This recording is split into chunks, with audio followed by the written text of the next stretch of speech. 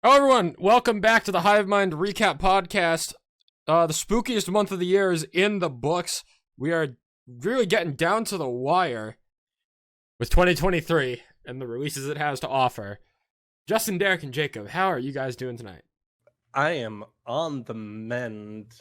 Meanwhile, Derek is on the opposite end. I'm off the mend, bro. We switched places within a week's time. Derek's on the path of getting mended. I think mine's gonna last. The worst was yesterday. I'm already getting better, so I'm hoping it was just like one of those 2-day colds, and we can. Okay. That's what it was like for me. Because no, stop! Don't say that because you got worse after, didn't you? Tuesday was my worst last week. Okay. And then I got a bit better. I think because I was working in the office, I think it got worse because of that. Well, and like traveling and stuff. With you guess working where I'm from going home, tomorrow. Yeah, I think into the office. So we'll see how it goes. 07, my brother. Fuck it, we ball. Fuck it, we ball indeed. Did any of you guys go to any shows this month? I didn't. I went to I did. Went to 2. Well, I went to 3, but we already talked about one of them, so I'll talk about 1 more or 2 more. Fair. You start us off. I'll do the next one, and then. I went to see. Who did I see? It was the Fatalism tour with Polaris, Currents, Burials, and Pale Dusk. And I'm gonna be honest, the sound guy kind of ruined the experience for me. The only band that I could hear vocals from was Burials, and I didn't know any of their songs.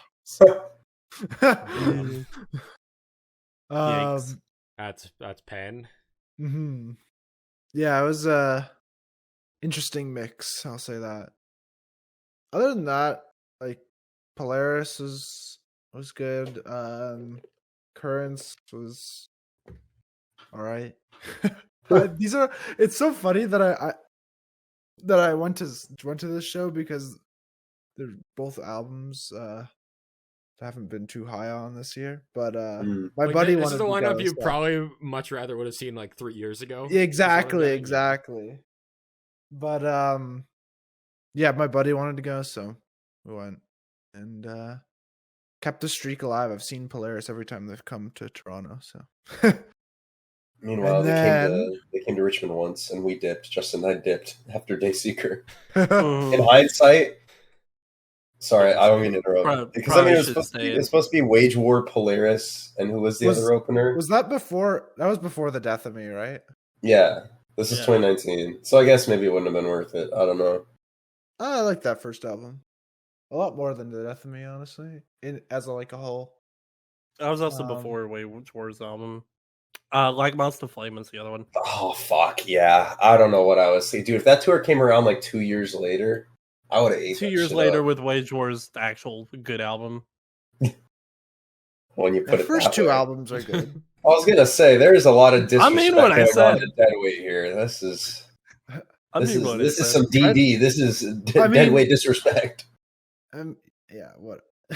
I'm not gonna say what I was gonna say. I have opinions about like Master Flames. Fair. The second show I went to was the Touring the End of the World tour, which was insane, with Motionless in White, Knocked Loose.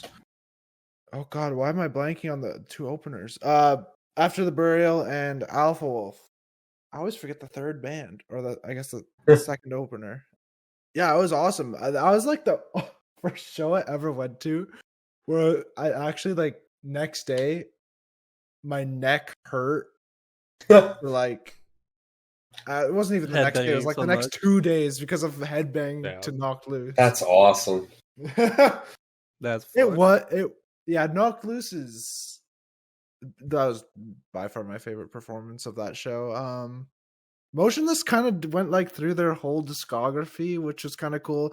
They brought out each of the opener band's vocalists for a song as well. And cool. What's her name? I'm blanking on their name. She's featured on the new Motionless album. Lindsay Sterling? Yes, she lives in Toronto, so she came and played a song. I don't remember what song it was. It wasn't Cyberhex. It was the other one, and that was kind of cool. I wish it was Cyberhex, honestly, but take what I can get. Did they at least play Cyberhex? No, they didn't play Cyberhex. That's so weird. So That's there's weird. There's 2 set lists for this tour apparently. So my set list so after looking at it, I think overall it was better and with more songs I knew, but the other ones had like higher highs but lower lows, if that makes sense. Fair. Yeah. I still kind of regret not seeing Motionless when they came around to Connecticut over the summer, but it is what it is. And yeah, Knock Loose, insane. I saw a guy walk out of the pit with a bloody nose. That was awesome. That is awesome. I'll fuck with that heavy. Oh, to walk out of the Knock Loose pit with a bloody nose. Yeah, you have to see them live, honestly. Like I was pretty far back, so I didn't really get any pit interaction, which I'm all for because I've been getting sick at shows lately. Oh yeah. And I'm just like germaphobe all of a sudden, so yeah, those are the 2 shows I went to. I went to the We Came as Romans Dark Bloom Part 2 tour. Oh yeah, this had Emir, Body Snatcher, and Archetypes Collide. I was considering going to that, but then it got canceled. Yeah, I got canceled because I need to funny make a Kanana. note that I think this tour is the 3rd or 4th time that Archetypes Collide have been in Connecticut when I have not. Which is hilarious. It was a good show. I didn't stay for the entirety of it because I was already kind of feeling the ick. And funnily enough, this is the 2nd time I've gotten sick because of the Norva, so that can't just be a coincidence. I mean, it could, but it probably isn't. It's probably not. No, You heard it here first. Fuck the Norva. Our top set list was pretty good. They played Parasite, Destiny. They did a Linkin Park cover of One Step Closer. They played My Own Device, Fade Away, What If I Fall, and ended with Your Misery. Solid ass set list. It's pretty solid ass set list. Did you get to say hi to them? No, I didn't get a chance to. What a shame. Because the merch table was swamped, but the person that was doing merch, I didn't catch her name because it was super loud. But she recognized the podcast. I think it was their manager. We need business cards. We do. Do we want to make them like professional, or should they be the most unserious shit of all time? They need to be like unhinged. One side should be they serious, need to be hexagonal, but instead of like rectangular. We'll fold them up inside of a Bakugan. And we'll just walk up to the manager. No word, just throw the Bakugan out, and it like breaks open, and our card pops out. And the pictures of all of us. Where I are can we draw getting all them the in MS Bakugan? Paint. Because business cards come in packs of like 200. All right, well, I'm gonna look up 200 Bakugan wholesale. I'm put Costco to it for a change. Yeah, Costco. That's no, hold on. Did I just catch a stray that I can't hear because my ears won't pop? What was that, Jacob? Hello. I said Derek is Googling something for a change. Oh yeah. I didn't get my bingo card ready. Continue. Let me get that real quick. All right, it's not looking good. 2 Bakugan is retailing for like $28. Jesus. So this is going to be very expensive. That is not we'll $2,800. I was too poor for Bakugan as a kid. I'm too poor now. We should take the month to think on this idea some more.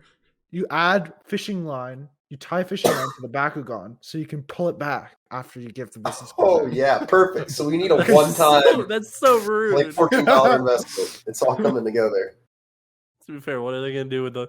How are we going to get the Bakugan to deploy? You need the magnet. We'll cross that bridge when we get there. So don't worry about it. God.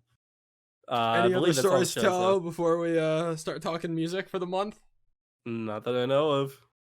Alrighty then. Well, before we get into things, be sure to follow us on social media at HivemindRadio _ on Instagram and Twitter, Hivemind Radio Recap on Spotify, and Hivemind Radio on YouTube. Let's start off with, once again, Normandy, who have dropped their brand new song, Hourglass, featuring Barry Tomorrow.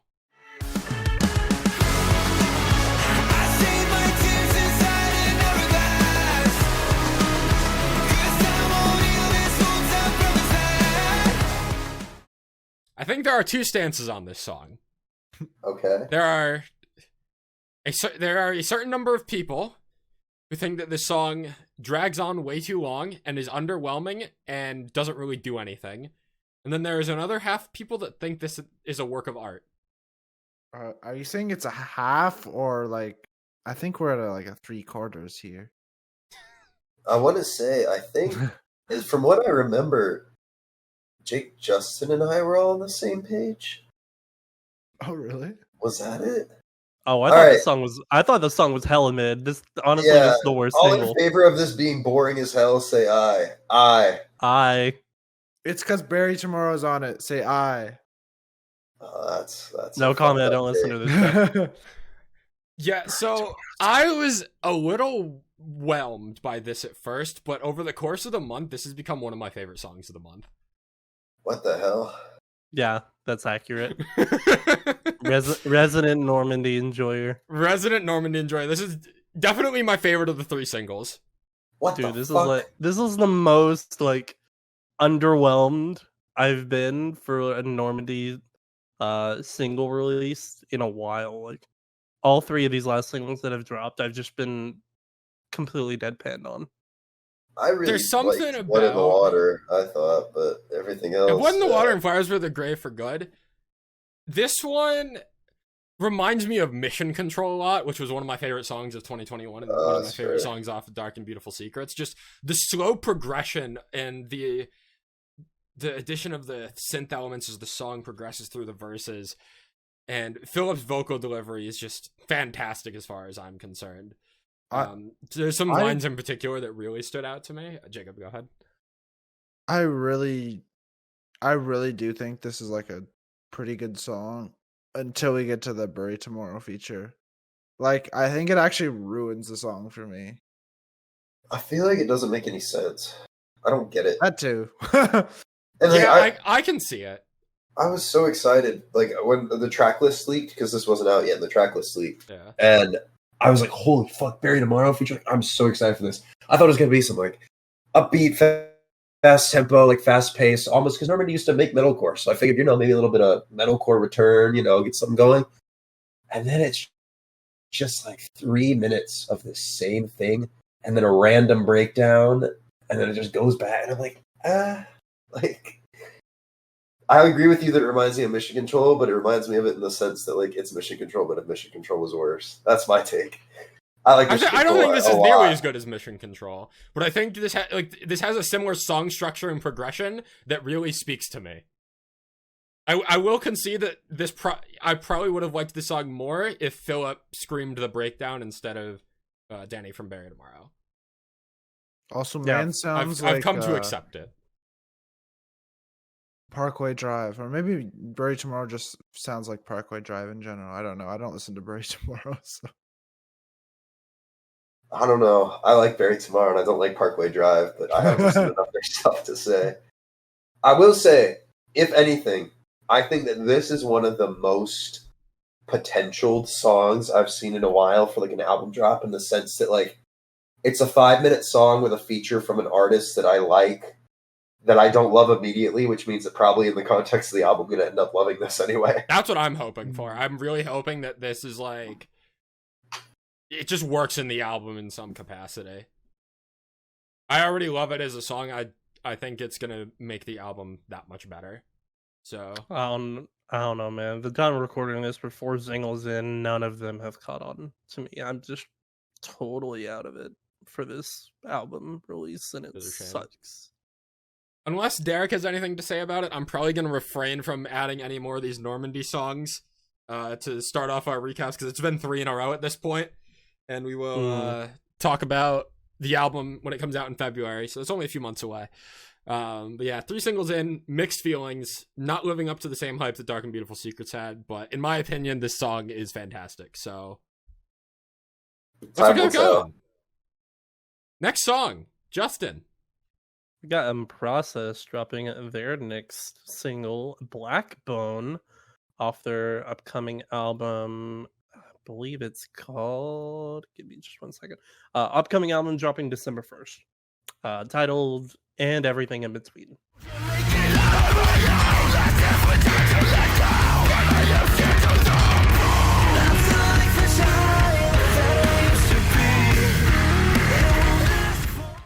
It's okay. It's okay. I will better. say Thrash is better. At this point, we've heard the 3rd single, and You have. I have not. well, I have, and I think this could be a sleeper album for top 10. This has a lot of potential. I don't know if I agree on the top 10, but this has a lot of potential, and I think it's already on track to be a step up from their last album, for sure. Yeah, I personally, I think this has a lot more variance and energy compared to Gold. Gold was also super long. This is, I think, 9 tracks. 9 to 11 tracks. So I think it's going to be a lot more condensed and a lot more focused, and I think that's going to make it hella better. Also, that breakdown at the end. Yeah. Fucks. This band makes me feel alienated. Because I'm the resident Polyphia enjoyer, and I can't get into this band at all. Oh, This band is better than Polyphia. I just can't get into the vocals. I love the instrumentals. I think they're sick. There's something about it. Maybe it's because they're from Polyphia Germany. needs vocals. I don't think so. It's just At all. like Jacob doesn't like Canada vocals. You just may like There's something about Germany, man. Germany vocals. That's not true. That is true. For me, anyway. We're- If you're a German man, I'm it's looking- over for you. I'm If you're a looking- German woman, I'm looking beautiful vocals. like 4 songs down the playlist. Oh, that is true. The ones who broke the curse. The promised ones. The promised ones. God. Probably a hot take here. I think this is maybe better than Thrash. I think the funky breakdown in Thrash makes it a more memorable song, but I think overall I enjoy Blackbone more. I think it has a better hook in the chorus, and I really enjoy the instrumentation here. It's been so fucking talented. Oh yeah, easily. I'm excited to hear that Polyphia feature. There's a Polyphia feature? Me too. Yeah. Cool. Let's talk about this next song. Sean Fitz dropped a new song, Halo. 'Cause you look at me that way, and you're always at my place, and you're always on my brain. Looking at halos in. We also just dropped a new episode of the Hivemind After Hours featuring Sean Fitz, focusing on this song in particular. It's his first kind of alternative rock song that he's dropped as under his solo project stuff. And it's a pretty solid song. It's fun. Yeah. This is phenomenal. It's fun. Yeah. It's got a really solid chorus. Really catchy. You got a little pop trap beat thrown into it as well. Like, it sounds like it could work on like pop rock radio type stuff. Oh yeah. Other than the "did I fuck up" repeated. It's all right. We can blur it out in post. All good. All good. We can make a clean version. Did I freak up? That's a good one. Did I mess flip up? Did I mess Did up? I mess up? There we go. That's a lot better than That's freaking one, flip. yeah. I'll tell you what. Just run that through an AI. We got it. Our voice training a model after Sean Fitz. This is a good jumping. Did I off point. fits up? Did I fits up? Wait. Oh, I hate it. You just cracked. Oh, I hate it. Yeah. Oh, yeah. I think my favorite part of this is the like repitched electronic vocals that he has repeat during the instrumental parts, like in between where he's actually singing. That shit is like crack. Any repitched vocals to sound those like higher pitched, like beautiful. Chef's kiss. I'm instantly sold. And between that, the rock influences, the trap and rap influences, this is a well crafted absolute heater. This is like, to me, this almost gives me the vibes of if like it's alternate timeline Chase Atlantic almost. like in a world where they went a little more like rock, whatever, and fully utilized their vocal range. I don't know. That's the same sort of vibe that I get. I love this a lot. I don't think there's too much more to say. Go check out our After Hours episode for more detailed conversations on the song if you're interested. Derek, this was a last-minute ad that you made for this next one. Yes. So Fox Cult have dropped their newest single, Silicone Dream.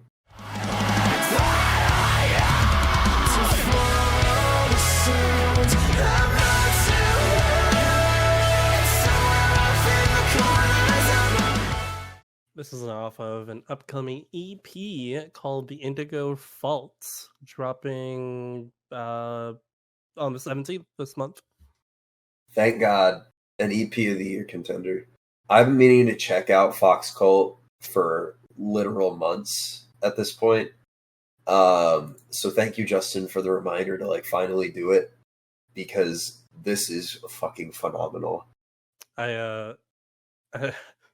I spied on Windwalkers when they were tweeting about them and was like, I have to check this out if Windwalkers is recommending them. And yeah, that chorus in this fucks heavenly. I went back to Glacier, loved that too. Something about the uncleans. I'm so sad. Yeah, that's where I'm at. That's where I'm at. I don't like this song or Glacier. For all the same reasons I don't typically like Galleons or Dance Gavin Dance. It's all fun and games, so the uncleans hit. Me personally... And the uncleans hit about frame 2 in this song. Look, man, I love this style of uncleans. I've like grown to like it, especially with this band, One Step Closer, that I found this year. They put out an EP that is really fucking good, that shares the same style of uncleans, and I don't know, there's something, if you keep like the punky sort of instrumental and tempo to it, I feel like the harsh rawness of them just hits that much harder, because you have these like usually pretty impactful lyrics, but they're being driven along by like the drums so quickly, and it's like you have to take the time to stop and appreciate them. And the more you appreciate the lyrics, the more you'll appreciate the sound. It's definitely an acquired taste, but that's how it happened for me. I don't know. If y'all are rocking with these uncleans, I rock with every single part of this song. Yeah, well, sub 20,000 monthly listeners, by the way. Yeah, the chorus in this fucks. Like the band is super talented, and I will say, like, I did get used to them after a couple of listens, but kind of it's hard to kind of go back to for me. But I am interested in that EP. I want to see where it goes. If you get me like two songs that have majority cleans, I'm sold. I'm sold either way. Bring me more Fox Cult. I'm official Fox Cult stan. Up next is the most Jake song I've maybe ever heard ever. Oh, yeah.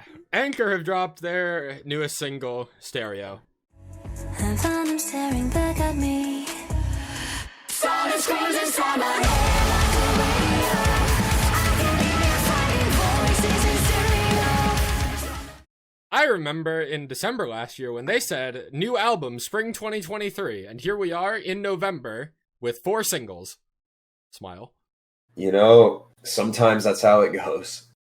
Yeah, things happen. Admittedly, as much as I would have liked to have had that album in full by now, if I have to wait, at least the song quality is incredible. Because this band has not missed. Between Prisoner, Darkbeat, and Stereo, these are like some of the best female-fronted metalcore songs I have heard in a long time. And Stereo probably has one of the... Well, I'm going to preface... Okay. The point is, I think this is one of the strongest choruses I have heard all year. But only the first half of it. The first half where it's silent screams inside my head like a radio, I can hear your fighting voices in stereo, turn the music louder, why won't you let me go, like a radio in stereo, is fucking phenomenal. But then the second half of I feel my shadows constantly watching, how can I fight them on my own, blah, blah, blah, isn't nearly as strong, which sucks. But the first half of that chorus, I heard that and I was like, oh my god. Like, I was blown away the first time I heard that chorus. And then you also get a really fun transitional moment for the last minute of the song. You get this really fun, dancey electronic outro bridge thing. And I think that is going to be so fucking good when the album does eventually come out, is like a transition into whatever comes after stereo. As good as this song is, I think it's going to be even better in the album, and with every single, Ankor is delivering, and I cannot wait for the album to be announced or released. It's got to be coming soon, surely. Surely, yeah.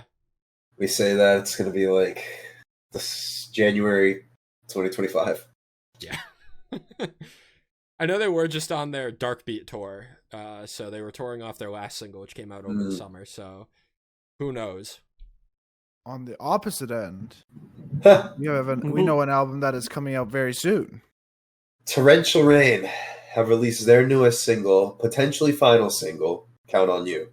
Count on you to make it all feel right. I won't count on you to make it through the night. Don't you count. This is off their album Digital Dreams, dropping November 17th. So This is the best single. This is the best single. This is not the best single. F.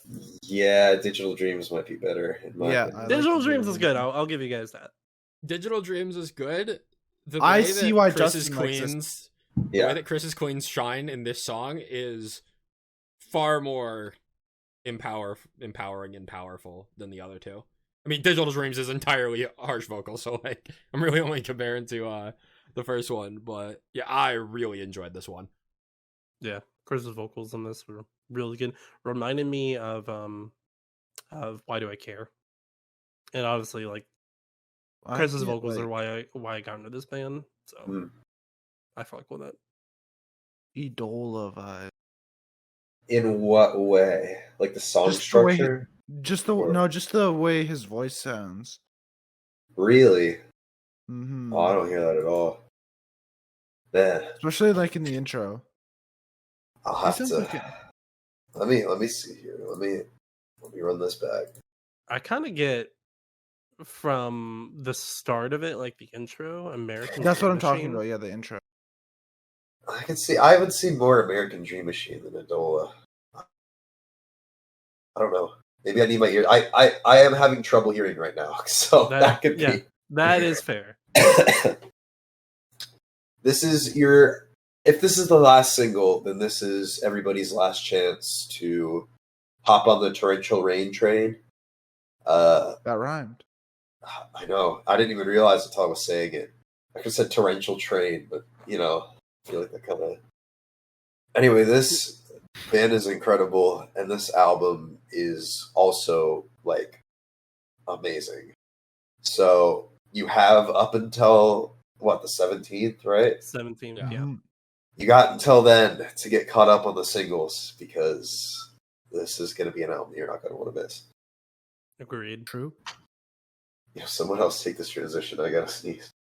Speaking of something that you're okay to miss, Spiritbox dropped their next single, Cellar Door, off their upcoming EP, which technically is already dropped, but Transform my death into a conduit. This body separate from the verified. I feel like think okay you could have undersells how I stolen feel about this. I don't think Justin could have stolen the transition and disrespected the song more if he tried. Yeah, that was. I mean, I to could. his credit, yeah, okay, Spirit Box Savior. Let's tone it down a little bit. I have something positive to say about this song. Sure, go ahead. It fades into Jaded very nicely. It's fair enough. It's the trampoline off which Jaded can fly. That is so true, actually. I mean, not ironically, yeah. I think even as somebody who really likes this song, I would give it that title too. Not to undercut this, because I think that this is amazing and very fitting for October, like spooky vibes wise. Oh, absolutely. And I really like the way, because there's no cleans at all in this, but what I really They're fucking enjoyed good. is the way, yeah, they're mad. The verses make the chorus sound less heavy than it does because it's just a juxtaposition to like breakdown after breakdown after breakdown, essentially. And even I guess the chorus itself is one big breakdown, but I don't know. It really makes the chorus shine in a way that I feel like is otherwise, in theory, maybe a little closer to being one noted. It's weird. I don't know. I really fuck with this a lot, though. This is what in my opinion, Holy Roller was trying to achieve, and I think they nailed it here. This song is a little too one-noted for me.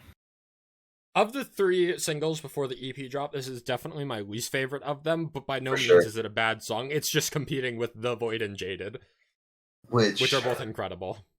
Yeah. I'd almost dare say they're the 2 best off the EP now that we've heard it. More on that next episode.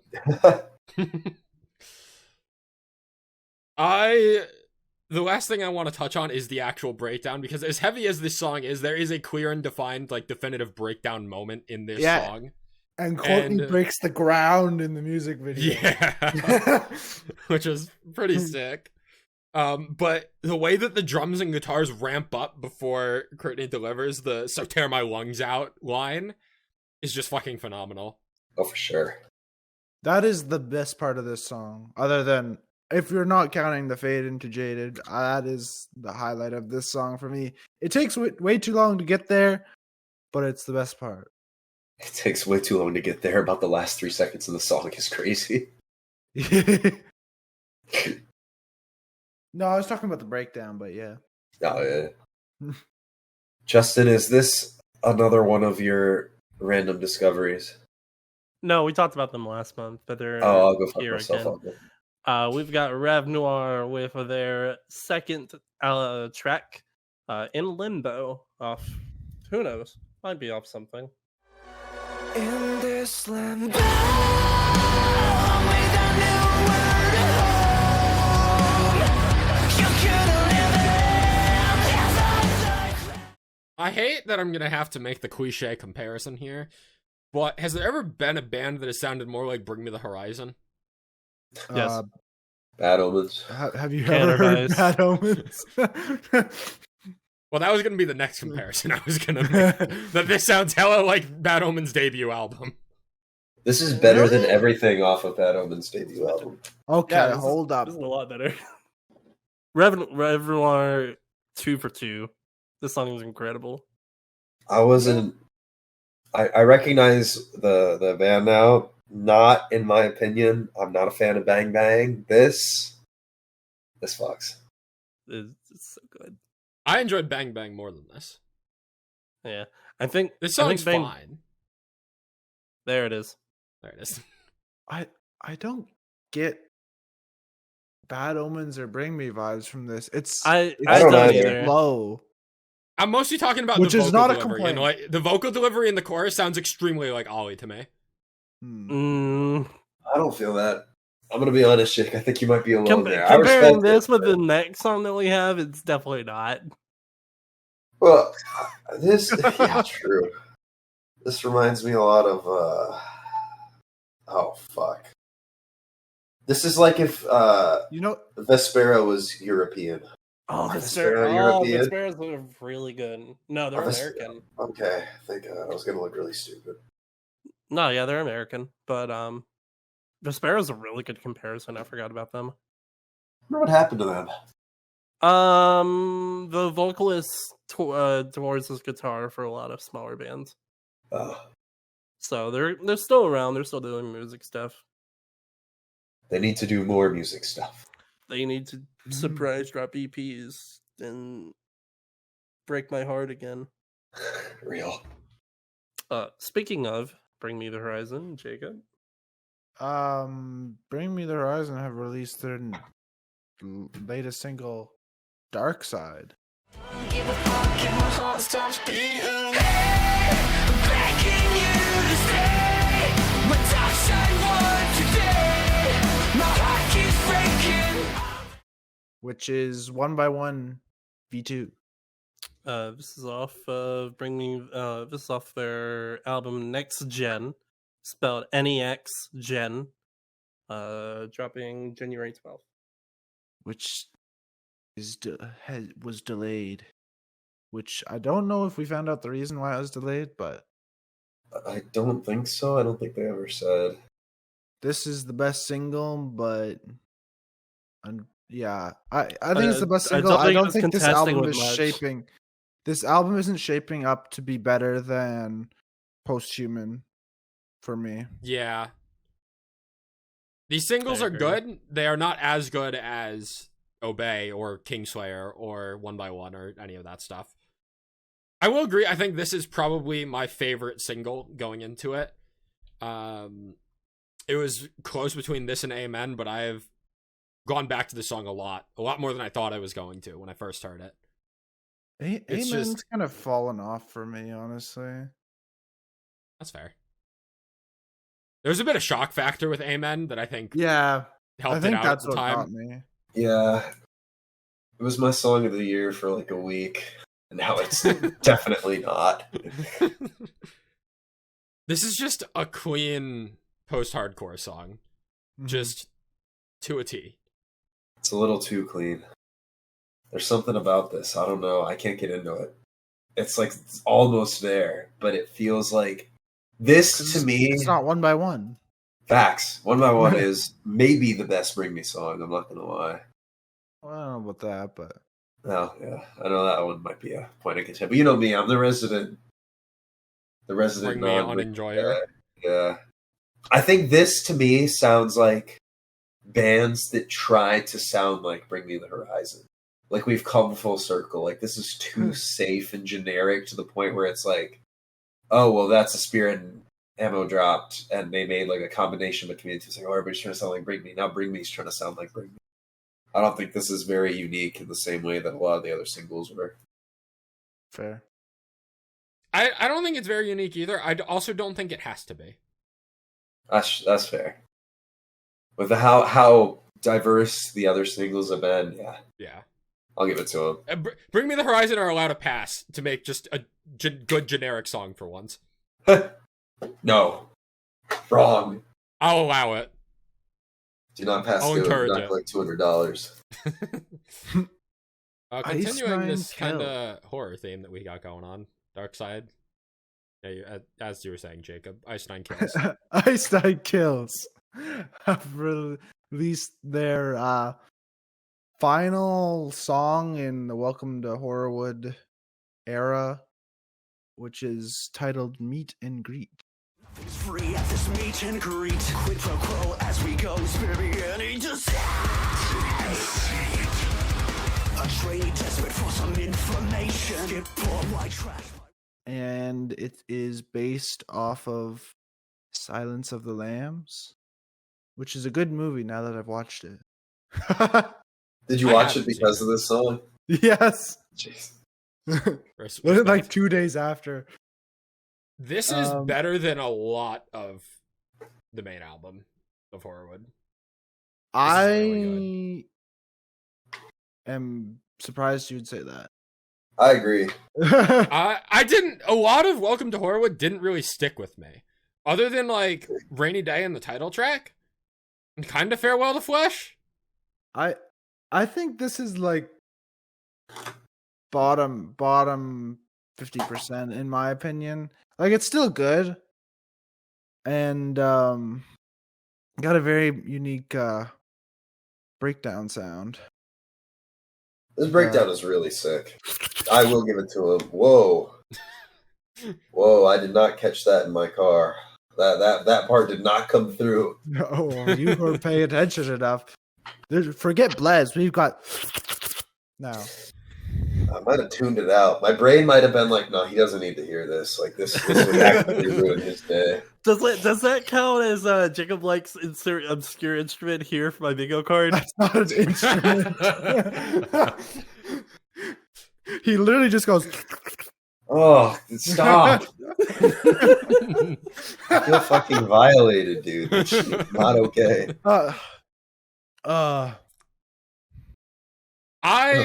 The main riff in this song is sick as fuck. I have not spent a lot of time with this song, but every time I listen to it, I'm like, damn, this song is sick. And I need to listen to it more. Because this, in my opinion, this is like one of the more disjointed songs by them, and I'm surprised you like it, honestly. This one works for me. This one works for me. A lot of Welcome to Horrorwood didn't really stick with me. This one does. The opening into the main riff, it's got a solid chorus, fun ass breakdown. Like this is everything I want in an Ice Nine Kills song. And you get the again. God, it doesn't sit right with me. Did you? What I will say, you have to go back and listen to it. Oh yeah, I can't wait to go back and hear. Like, I wish this band made generic metalcore. I really wish they did. I would love to see Spencer do a side project with just Queens, and I've been saying that for 5 years. I wish they made a grave mistake, but a full album of it. You know, yeah. I learned this week that A Grave Mistake is their biggest song, and that blew my mind. Really? It should be. It makes sense. Oh, geez. It's the best. I did not know that. Like, I did not even imagine that. It makes sense given like how radio friendly it is. I guess. This band is bigger than I thought they were. Oh god, that cover picture is so corny. Fuck, I can't look at it. Oh god, I hate this band. I'm sorry. Let's move on to a band that I think you enjoy more. Yeah? Yeah. Paul Bartolome has dropped a new song, Dancing with the Dead.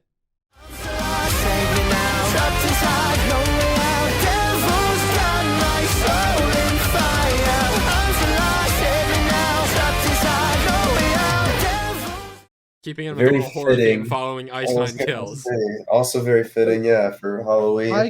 I can hear the influences of Danny Warsnop. What makes you say that? Where's Danny at? Just his vocal delivery feels very Danny Warsnop-esque. And that makes sense because Paul's been working with him a bit, right? Yeah, and working with him. And touring. I really like this. This is better than Judgment. Absolutely. I think I'm on Team Judgment. I'm not gonna lie.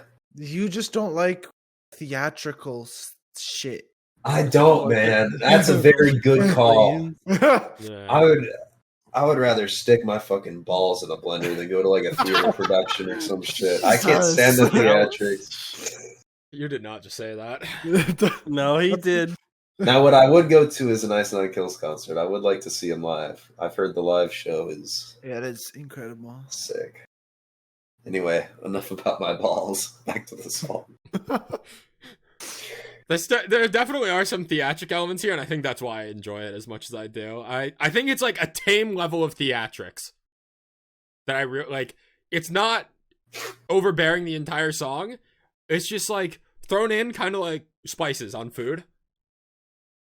Not that I eat spices on food, but in that I was style, just about to say. How does that work with your food allergy? Just a little bit of theatrical flavor in this song. Not that I should be the one that should be critiquing it in this metaphor, but and Paul, his vocals sound as good as ever, so it's like it's good to hear him singing Queens again. I wonder where this is going with this and Judgment. I almost wonder if Judgment's a standalone. Could be, honestly. Both could be. There's a world. I wouldn't be surprised if Judgment is just a standalone single. Overall, yeah, they're doing good stuff. Shout out Paul Bartolome. One of the most varied discographies I think we've seen recently in terms of like varied but consistent. You go back to 2020 and you look at Screaming Through the Radio, and that was probably the most like most unvaried album of that year. And you look at Reflections and now into this, where there's a lot of variables going into it, where I think they are finally experimenting. And it's working. It is. Now, Justin, I kind of stole that last song transition from you, so do you want to steal this next one from me? Oh, unapologetically. We got Spirit Leaves with their third single, Paradise in Ruin, off of their upcoming EP, To My Detriment, dropping on November 10th. My paradise in ruin. With the rainbow. Boys with 3 for 3. Yeah. This is I don't know fantastic. if I like this as much as Killjoy. It's equal for me. This and Killjoy. Yeah, I they trade blows, to be honest. They're both just really solid songs. This is another one of those songs this month that I just haven't spent nearly enough time with to fully appreciate, but every time I do go back to it, I'm like, this band is crazy talented for like just popping up earlier this year. Yeah, debut, 7,000 monthly listeners. Fucking wild. I'm sure we'll be talking about the debut EP next month to cover the other new songs that are releasing with it, because yeah, Spiritleaves are absolutely a new band that you should be paying attention to if you enjoy post-hardcore in any sort of capacity. Did you get some? I did. I don't like it quite as much as I did. Pulling Teeth. Yes, Pulling Teeth. I think for me, I'll go Pulling Teeth, Killjoy, and then this, but this is still really solid out of a band of their size. Like, I'm gonna give it 2 album cycles, and this band's gonna get big. I feel it. If they can build up this sound and like this sort of, it's got a lot of airiness to it. I feel like maybe more so than Pulling Teeth, but like almost like Floya-esque in the sense that you can feel like the atmosphere, even if they're not necessarily trying to create it. Why am I blanking on the word? Like with intent, intentionally. My bad. But yeah, no. Great band. Great song. I don't want to provoke any leaks or spoilers here, but contender for one of the favorite bands we've discovered this year? It's up there. Maybe I would put it top 10. I'm waiting for the EP to really Facts. That's fair. get solidified. I guess we clearly can't get enough of Bring Me the Horizon today because Derek? Random I didn't pop add it. song. I added it. Youngblood has dropped his newest song, Happier, featuring Ollie of Bring Me the Horizon. If I can tell you how I feel, I know that you're still hurting too. No, I'm not broken. I'm just scared to belong. You scared to be happy. It is a dark day in hell that I enjoy a Youngblood song. Very infrequently, but all it takes is a feature, because I think all the songs I like of his have features. This was very surprising to me, in the sense that it's very simple and boring, but it doubles down on being boring. So when you throw in the electronic like melody in between the verses and chorus, it makes the boring interesting. And I don't really know how else to put it, because I feel like the song is something that I should not enjoy, and I don't know why I do. It just like speaks to me. I like this better than I do Dark Side by like 1,000,000 times over. I gave this one listen, and this hella reminded me of like 2014 era Monster Cat type vibes. That's what I like. I was gonna say like 2015, like Eden, or 2015 Eden. So I can't remember what song it is, but there's one that's the electronics really remind me of. That's actually a good comp. I think I know what you're talking about. It's bothering me now. I don't remember exactly what song either, but I definitely, like, a minute into the song, I was like, oh yeah, this brings me back to, like, my EDM phase and Monster Cat and stuff like that. The great EDM phase. Great EDM phase. Inevitable. No, I thought this was really, really solid. Not something, again, I expected to say about a Youngblood song. Or even a Bring Me song sometimes, but I think it really delivered here. It might be Fumes. Something else. I don't know. I don't hear it in Fumes. There were a couple like NCS releases that he was on, that he did that on. I don't remember. He was in a lot of shit that sounded like this. In the meantime, while Jacob goes through the entirety of the Eden discography, it could also be under the Eden Project, by the way, don't forget. Jake, tell us about this next one. Yeah, Dream State have dropped a brand new song, Still Dreaming.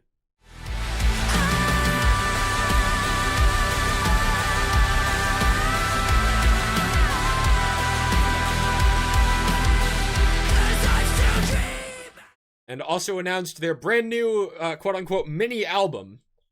Basically, it's just an EP. They're just calling it a mini album for one reason or another. Called Still Dreaming. So this is the title track. It's coming out in January. And the music video for this song actually has the intro to this song. Whereas on Spotify, it just starts like right at the chorus. If you listen to the music video, there's like a 40-second build-up intro to it. Which, in my opinion, adds so much to the song and makes me wish that it was just part of the song and not a separate intro track. That's weird that it wouldn't be. Well, because I think on the mini album, it's like, it's intro, and then Still Dreaming is track 2. Oh, okay. Kind of like a Ember's Glow, Color Black type situation. But, yeah, I enjoyed this a lot more than Chin Up Princess, their last single. The breakdown at the end caught me off guard with how much it just like almost felt like it kept on going.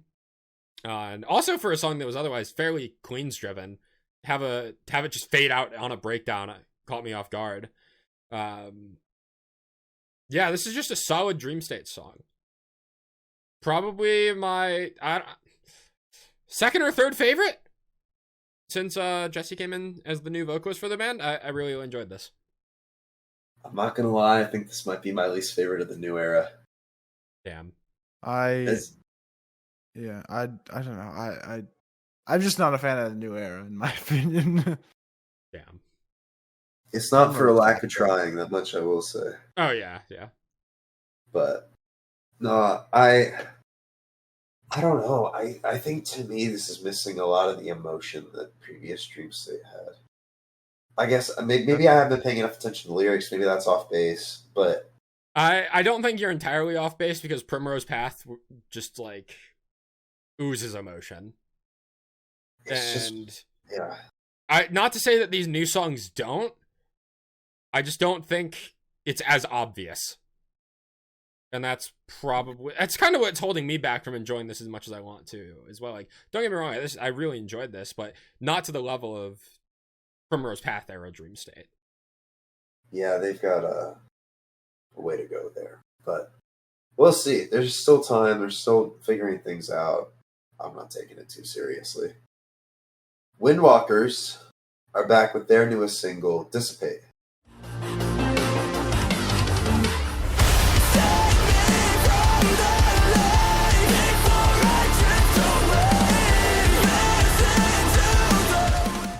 Off an upcoming album, finally. Dropping about right? damn the time. 17th. About damn time. Stack day. This Fox, dude. Single of the month. This is so fucking good. I love Windwalkers, guys. They're Wow, a who's lot surprised? bigger than they were. Yeah, no, someone upset Trevor. Who hurt my boy? But no, just the tone shift from the cleans, the airy, almost kind of out of place atmosphere to that just brutal shift to an uncleans that works so fucking well. They tease it ever so slightly before it comes in, and it is really nice. I don't like this as much as Drowning Hymns. I think it's probably going to be my favorite song on the album. I will be very surprised if it's not. But this is a fantastic song. The Watch Me Break lead into it. Yes. Gets me every That's exactly time. what I'm talking about. Yep. Yeah, This is a very much a dark horse contender for like top 10, top 15 at the very least. Yeah. I love for sure. the lyrics to the Uncleans. Watch me break, come undone, peel back the skin. I'm fucking vulnerable. Rest assured, could kill me. I'm up all night with envy. Ooh, I make no secret. A lot of my D&D stuff is referencing music and all that, and this came out at the perfect time where I have a character that's kind of based on this, so I resonate with this song a lot more than a lot of the stuff that's recently dropped. I wonder what Justin's end of year list is going to look like. Justin's lists are always half the most predictable shit ever and half bands we've never heard of. So hey, if you pay attention, you got a good list. I feel like there's a few contenders this anyway. It's end of year. We'll talk about that. This is an 11-track album, and they haven't dropped the opener or the closer yet. Thank God. Good. Finally, some people that know what they're doing. Fuck yeah.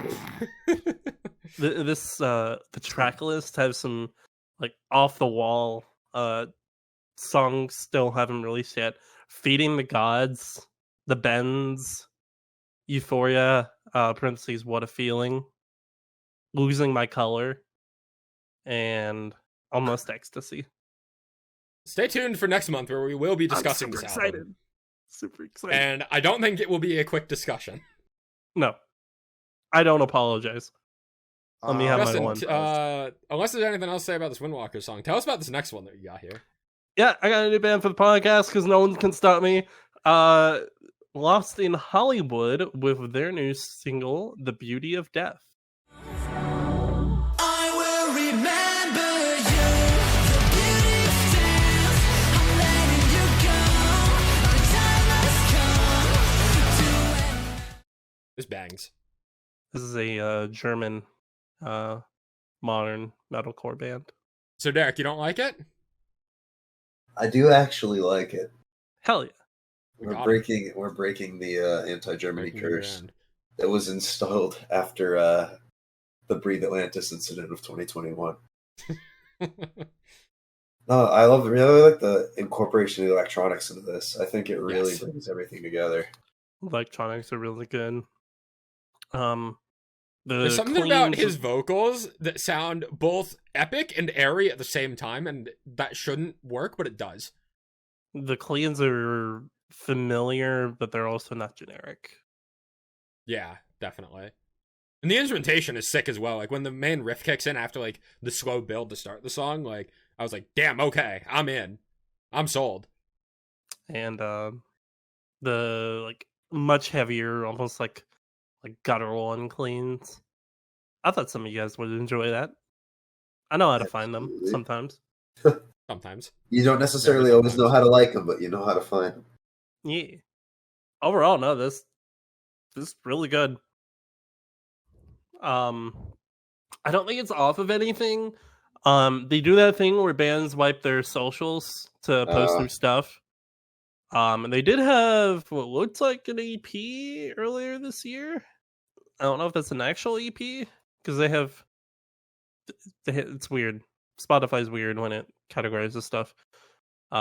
This could be off of an album, but I don't think it's gonna be this year. Funnily enough, we'll be talking about them later, but they toured with Letter Sent Home. Oh. Interesting. So small world out there. More on that later. Are we good to move on? Okay, yeah. Breakaway have dropped their second single, Outside. Love me just to spin me out. You said I'm losing focus and my blood is poison. You set my world on fire. We missed the debut single, which came out earlier this year. I was not letting this one slip through this playlist. I think this may be my favorite song of the month. This really shit is incredible.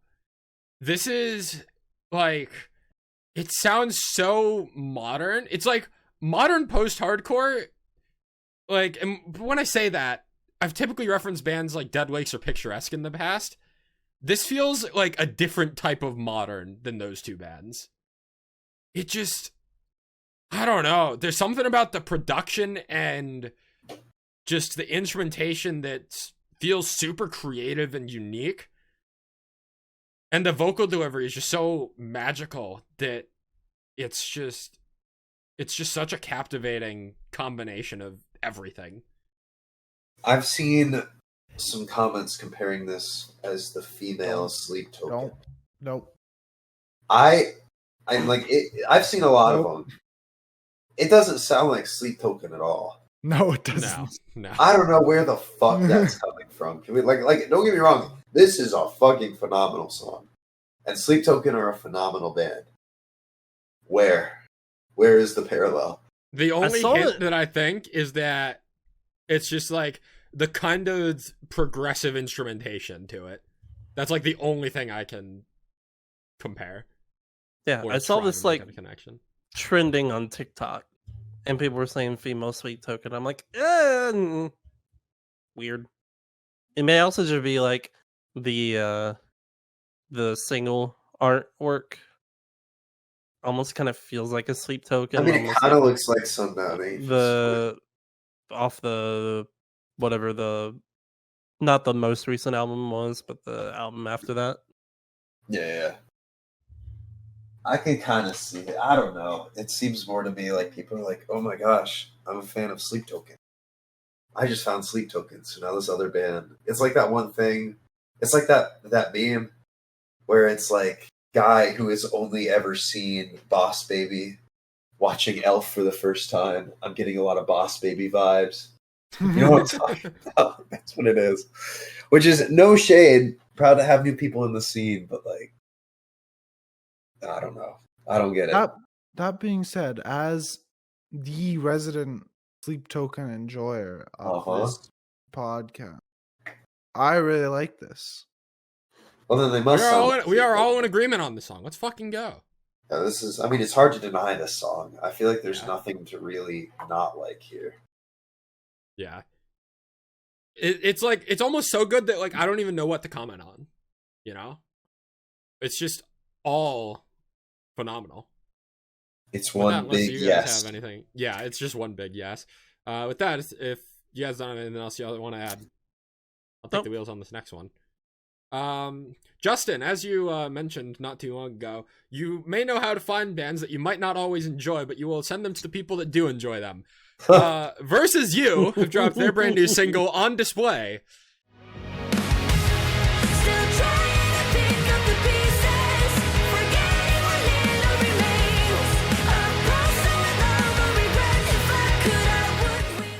And you showed me this band earlier this year. I've been quietly following them for the past few months with this is their fourth single, I believe. Man, and this is the first one that really connected with me. I think their other songs are solid. They're fine. This is a female-fronted alt-rock-ish kind of band out of Sweden. And that's just right up my alley. So, thank you. But welcome. The thing that really made this song stand out to me in comparison to their other songs, which were good, but not good enough to want me to throw them into our previous recaps, was the chorus in this song is an earworm. Still trying to pick up the pieces, forgetting what little remains, a puzzle with all my regrets. If I could, I would rewind and reset. Just the delivery on that with the instrumentation backing it is super catchy, and you get a really good like roller coaster of like highs and lows and like high energy and like more melodic in the verses that really works for me. Vocal delivery is great as well. Definitely a small band to be paying attention to. I should also mention that I announced this band is Versus You. It is spelled as VS/U. If you're trying to look up this band, this is one of the most unsearchable bands that I think we've ever discussed. So it's like that one metalcore band out of Australia that's Universe, but it's spelled the same way, like Uni-VS. So it's Universe, but you can't find it. It took me so fucking long to find it and figure that out. Also, for what it's worth, this is the first of their songs that got proper music video treatment, so go check it out. I don't got too much more to say. People in front of alt-rock band, smile. I know how to find them. You sure do. I know my friends well. Speaking of I know how to find them, Static coming back with their fourth single now, titled Fix It All. Fix this now. Am I the only one? Let's run it back where it all begun. If I could, I'd try. This band is back on their bullshit. Toxic Energy was a bit of a miss for me. They are right back on track with this one. This is a fucking banger. I also, this band has never sounded more like Nerve. Am I wrong or am I right? You're wrong. Like, I get hella vibes of Nerve in this song. Especially at, like, the end of the chorus. This just, it sounds like a Nerve song to me. Not just like Nerve, but this is too much energy for Nerve. Guys, there's strings. Does that mean you like it? There are strings, yeah. It's good. That's how I feel. It's not great. It's good. It's not the strongest Comastatic release, but it's a good Comastatic release. It's a common good Comastatic release. Common Comastatic W. Yep. 4 for 4. We'll have to see it. Again, who knows if it's off of anything. This is probably just building their discog, but I mean, they drop an EP or album, I'm all for it. If you put the 4 singles they have dropped this year onto an EP, it's in my top 10 EPs of the year. To be fair, EPs this year is not hot. Yeah. But still. Alright. Derek. Dance Gavin Dance are back with their newest single, War Machine.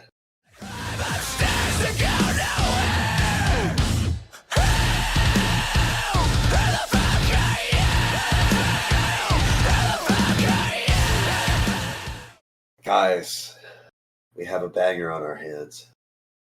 It's fine. Yeah, it's fine.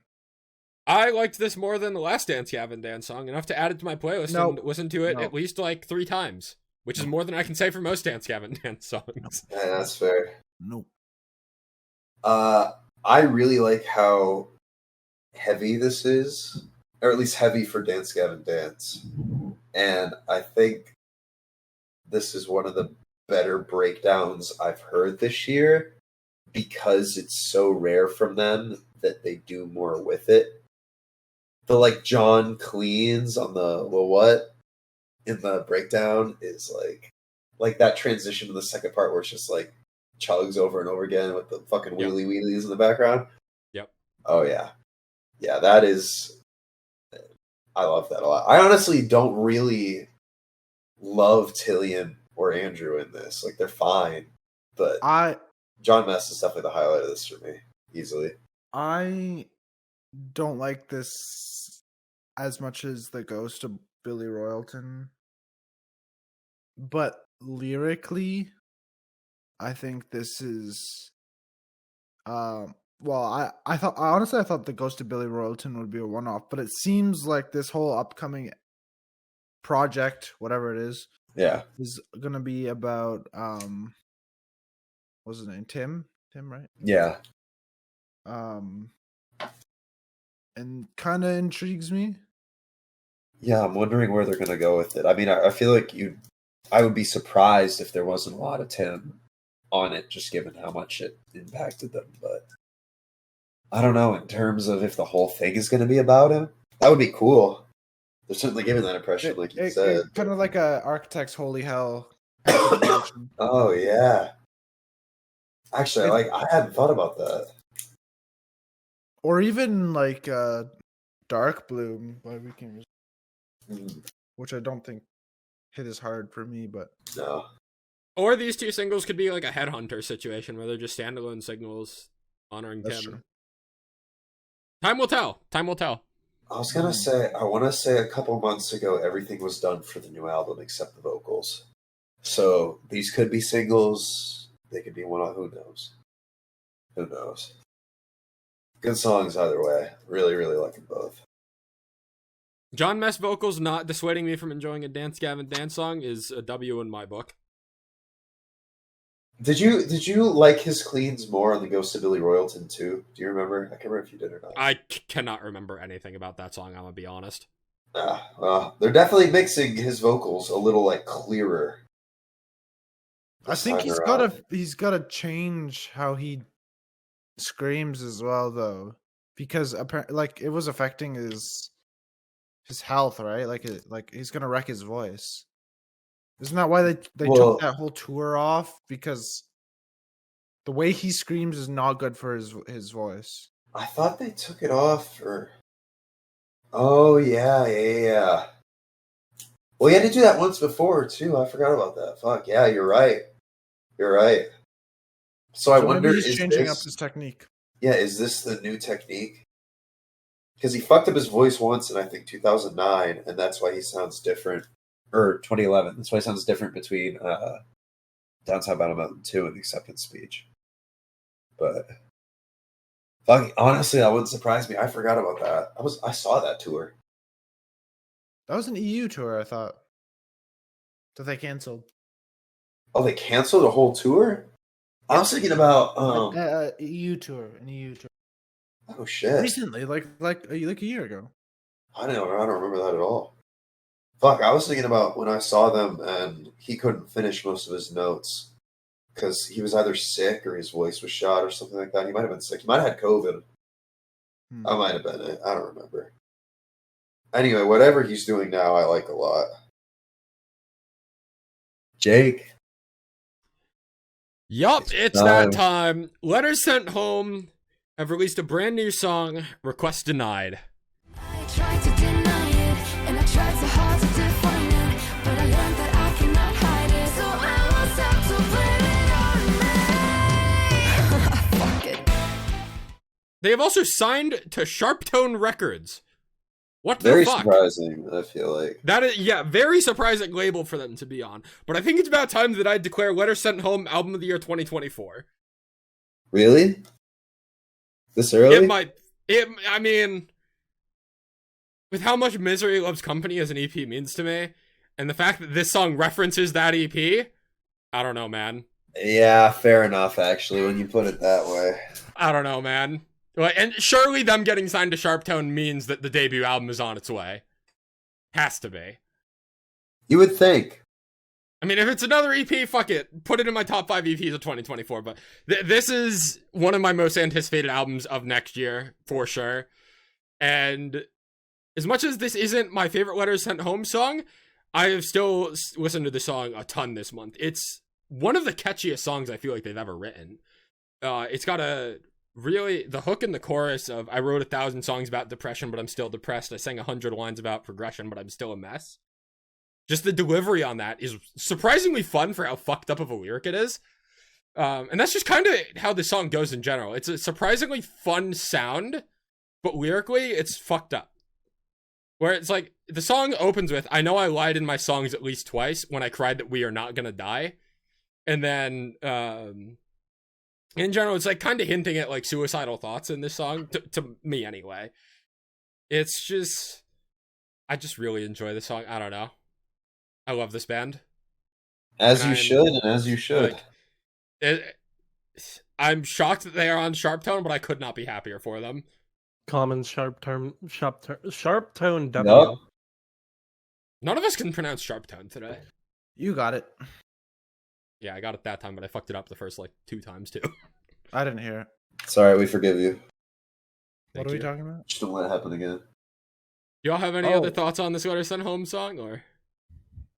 It's just damn good.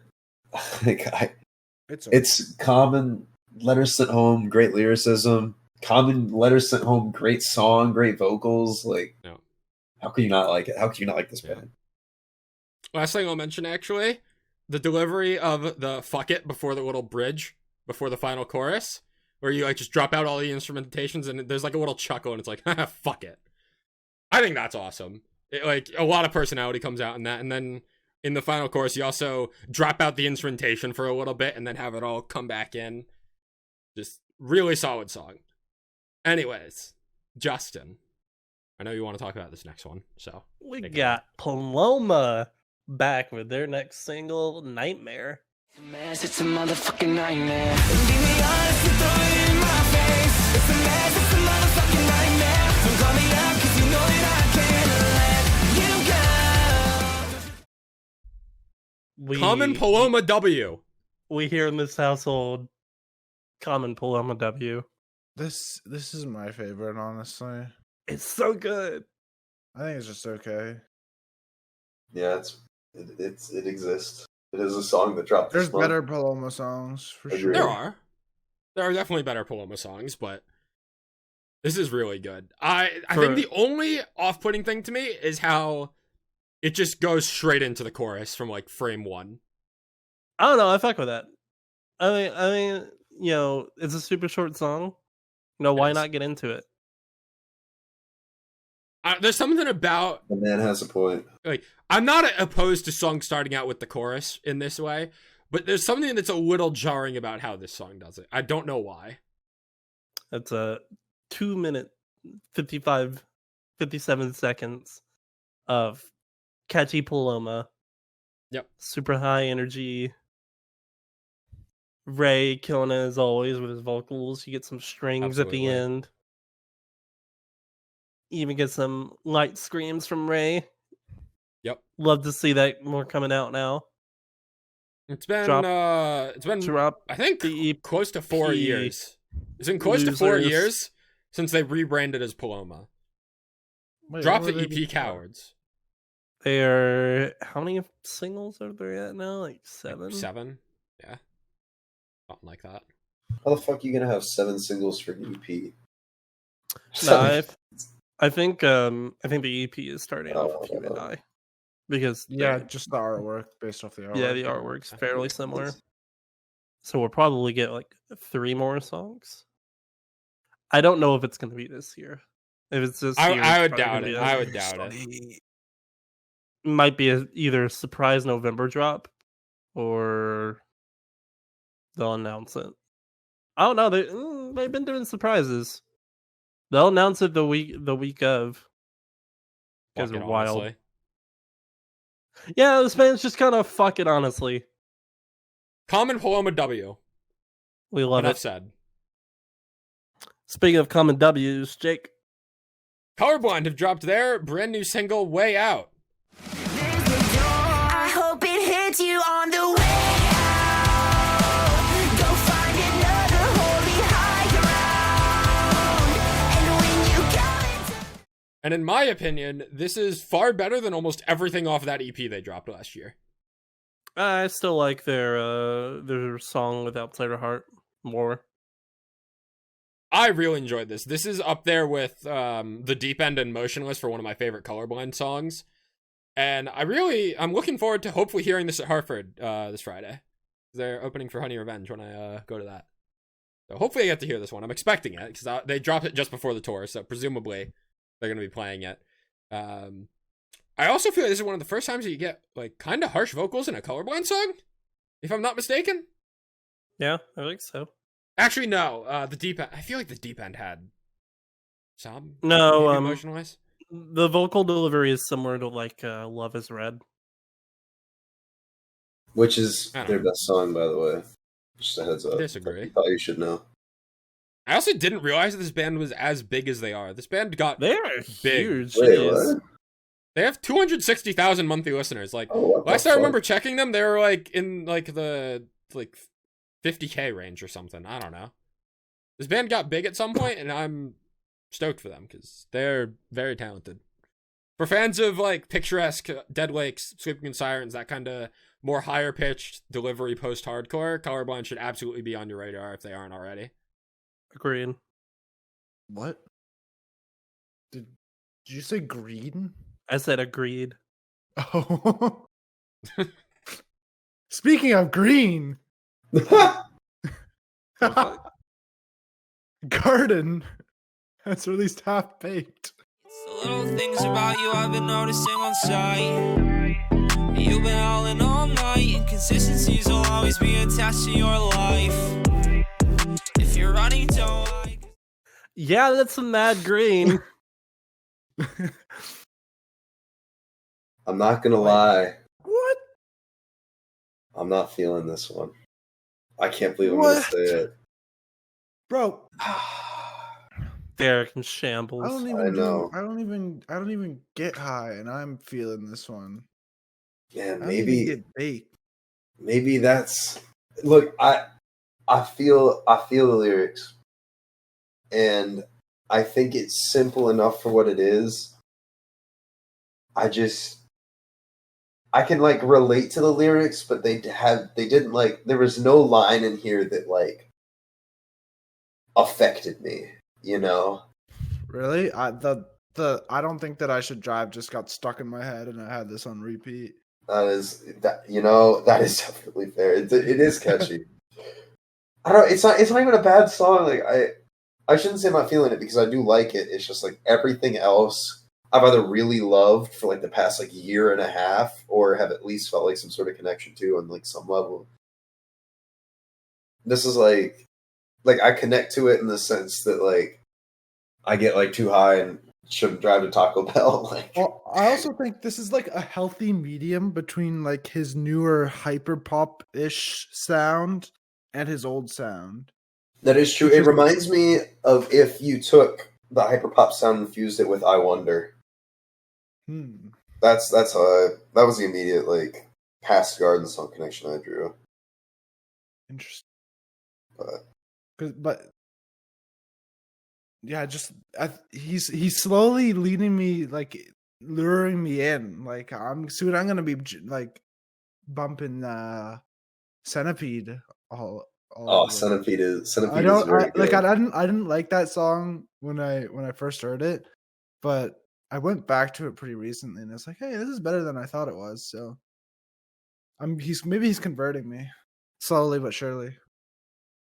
We're hitting the reverse. He's pushing me away a little bit. He's drawing you in.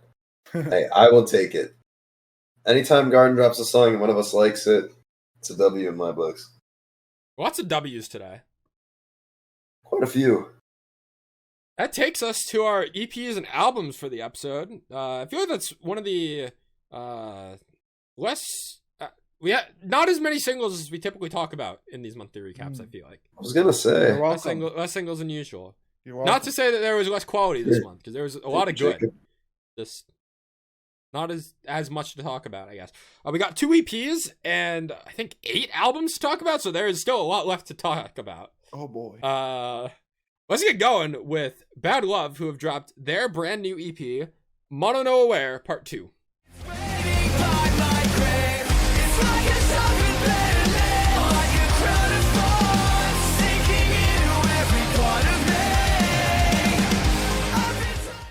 The follow-up to Mono No Aware Part 1, which came out earlier this year, and is one of the most mid-EPs I've ever heard. But let me tell you, that is not the case about this EP. I don't know if it was intentional, but they saved some of the best songs they've ever written for this EP. I enjoyed it. Yeah. I liked it enough. I don't know if I would go as far as that, but it's close. I think to me it's just impressive that Mono No Aware Part 1 was just so much of a nothing burger. And then this comes around and like blows me away within months of one another. Like the streak of Disconnect, Deadweight, Saints, and Creature is incredible. It's like one of the best stretches of songs I've heard on any EP this year. In a year where most EPs I've heard are like one gigabanger and accompanying songs that are similar but not as good, I feel like this is one of the most scale he's using. I feel like this is one of the most consistently good EPs I've heard all year. Deadweight and Saints are by far my favorites on here, but as I mentioned, Disconnect and Creature are also fantastic. The delivery of the chorus in Saints, I never listened to Reason, I've tried giving it all that I've got. Is there room for a sinner, or have all the saints gone marching in? Just the delivery on that into like the riff that follows it is great. The breakdown in Deadweight is huge. And you also get some really cool switch ups in Deadweight as well that like throw off the pacing and are just really cool little touches. Repitched vocals as well. I know, Derek, that's something you mentioned you really enjoyed. I don't know if it fully got you on Deadweight, but Oh, it did. Okay, good. I really liked Deadweight and I really liked Disconnect. Those were the 2 ones that I thought were the highlights of this. The 2 songs you haven't really touched on, Fade Away and Lovesick, I think they're both fine. Fade Away is a bit of like the slowish ballad for the EP. It's fine. That's like the one song that I confidently will say it's fine about on this EP. And Lovesick you get a bit of like a slow build up into it, and it kind of crashes at the end, which I think was a really cool way to round out this EP. And yeah, this is another one of those smaller Aussie bands that you know, I mean, like I didn't expect to be saying this after Mono No Aware Part 1, because I was really disinterested in this band after that EP earlier this year. But I was like, well, if they're doing like a multi-part EP, I want to at least hear out all the parts, and I'm glad I did, because this is a fantastic EP that I think any fan of Australian post-hardcore, just post-hardcore as a whole, should give a chance. There should never be Australian post-hardcore that you don't give a chance. You're going to get something good like 8 times out of 7. 8 times out of 7, yeah, that's very accurate. Any other comments on this? Or are we good to move on? We good. Alright, got another little EP to talk about here. High Regard have dropped their EP, Subside. Why can't you save me? There's nothing left for you when explode. 4 songs. We talked about the lead single, Dead to Me, featuring Charlie Rolfe As Everything Unfolds. To no surprise, is my favorite song on this EP. But there's also some other really solid songs on here. See Me caught me off guard with a bit of a breakdown at the end of it, when typically I thought this band was just clean vocals, and Dead to Me only got hard because Charlie was on it. But nope, I guess they can get a little bit heavier if they want to as well, just with the core group of the band here. I really enjoyed See Me as the final single to drop off of this EP. And Surrounding also has a really fun chorus as well. Life Sentence is unfortunately my least favorite and a very underwhelming final song on the EP, and definitely the thing that's holding me back from enjoying this as much as I was hoping to. But overall, for as small of a band as they are, they're sitting at 2,000 monthly listeners right now. This is a really solid set of 4 songs, and definitely a band that I'm going to be paying attention to going into the future. I just wanted to reiterate that Dead to Me is a banger, and that See Me was a pleasant surprise. Got to get that one in for the episode, as it drops as the final single for the CP. Bingo. You're welcome. That's all I wanted out of that. Continue. Did any of you guys give this a listen or have any thoughts? I thought it was all right. I did not get a chance to listen to it. That's fair. I didn't have too much to say. I just wanted to quickly hash on See Me as a solid song for the most part. With that, let's talk about the albums for the month. And I think there's some pretty big names coming up here. Yes, indeed. We got A Mice and Men dropping their album Tether.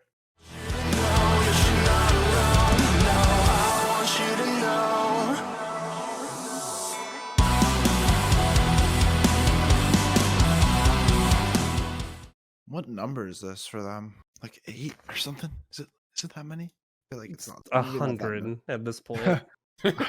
Maybe it's not that many. It's quite a lot. Yeah. If we're not counting any dupes, I think this is album 7. Wow, 6. My second it's of up Mice there. and Men album. Only my second. No, this is It's 8. up there. This is number 8? Yeah, this is 8. Huh. It's a lot one way or the other. It's like their 5th with Aaron Pauli on vocals, I think, or 4th. Point being, this band's been around for a while. Just going back and forth on how many fucking vocalists and albums they've had. Yeah. I'll start by saying that I think this is going to be one of the albums I'm going to underappreciate the most this year. I think this album is going to be undeservedly, I'm disrespecting this album for how little I have to say about it. Because I really don't have very much to say about it. I'm sure you guys are going to say a lot of the things I would want to say. But I did not spend very much time with this album. Even though I would go back to a handful of songs and be like, yeah, this is really good. And I think more consistent than Echo. It just doesn't really hit the same peaks. I want to put a statement out there. And I want to see how it's received. Okay. This is indistinguishable from the Jamie's Elsewhere EP. No. No? I'm going to disagree on that one. Because this is at least a little more memorable than that EP. This is a lot more memorable, and Jamie's Elsewhere had a lot more electronic. You get a lot more of the heavier vocals. I don't even see the comparison, honestly. Really? Other than Aaron Pauli. Yeah. I mean, in the style of music. Really? I feel like, yeah. I feel like you could change any of these in with any of the Jamie's Elsewhere songs except for one. I don't You know know. what? This, I want to know, yeah, is this better than Echo? no, Yes. Yes, it is. fuck no. It's not even close. It is 100 times better than Echo. Agreed. I am 50-50. This is a great album that is half the album Echo was. No. That's my take. Bad take, apparently. I think Echo. It doesn't help that it was released as all singles. Yeah, which makes that's it my feel problem like with a it. bunch of singles, which I guess works. I like the what I remember from Echo is basically what was it called? The Bloom EP. That was like I think the EPs worked better, and I don't think Echo needed to be necessarily a thing. But talking about Derek this is in album, pain right now. It's okay. I respect it. I believe Mice and Men are going in a direction I really, really, really like. It's so close to being like it's so close to being like Color Decay level for me, actually. It's just missing like one thing, and I feel like it's a closer, like Cancer almost, like Zephyros doesn't feel like a closer, it just feels like another song to me, so it leaves me wanting more at the end of the album. I don't feel like Integration is that great of an opener either, which is like don't get me wrong, I like Integration. I just feel like when I listen to it in the context of the rest of the album, I don't feel like it really distinguishes itself all that much. Maybe that's another bad take. I don't know. I think yeah. No, go ahead. I was gonna say I feel like this is it's a very good album, but it operates like if you were to like take like this song as like this is gonna make no fucking sense. If you take the song and were to turn it into like a wavelength, it would be stuck between the like 6 and 9 range, or maybe even 7 and 9, in the sense that it never dips very low, but it never gets very high. And I feel like to that extent, like a lot of this album comes off as very one-noted at times, that like it's like you almost took at points for me the same song and rehashed it into something else, like scrambled it and made it into a new song, but it still sounds like some of the other ones. And there's like a point where it's cohesion and a point where it's like I feel like I've already heard this song already. And so I think to me that's why I like songs like Shiver and Tether, which are my two favorites on here. I feel like those do their very good individual thing. And I liked a lot more songs on here. I mean, I think it's a great album, but I don't know. It's missing that same cohesion that I felt Echo had, and the same like dips and highs that it had.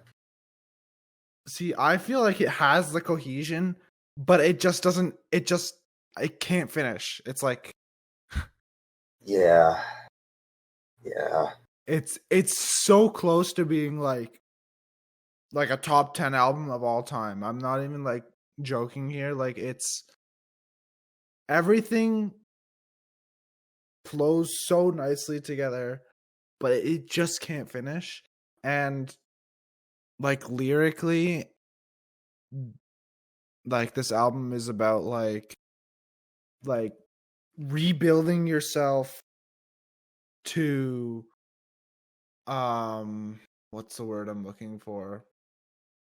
Rebuilding yourself to be there for someone when you know you can't really do anything for them, but just being their tether, essentially. I think it's portrayed beautifully, especially in the song Tether. That's my favorite song. Tether is a fantastic song. I think that is by far the best song on the album. And I don't know if you guys did the little test they had They had like Did what are these? What is the thing on the cover called again? What? Rorschach? Yeah, Rorschach, Ink Plot. Yeah, Inkblot. That's what it's called. I did the test on their website when the album came out. I forget what it was. Before I even listened to it, and it's like it asks you a bunch of questions, and it's like, oh, which song are you on the album? And I answered all the questions, and it's like, you're Tether. I'm like, okay, I'm gonna go listen to the album now. Immediately, my favorite song is Tether, so I was like, okay. That's kind of weird. They cooking something on that website formula test thing. That AI is I don't know if it's thing. AI or not, but it was kind of creepy, but it was also kind of cool at the same time. I'm gonna have to give this album at least like 2 more listens before the end of the year. That's where I'm at. I want to read lyrics. Come on, website load.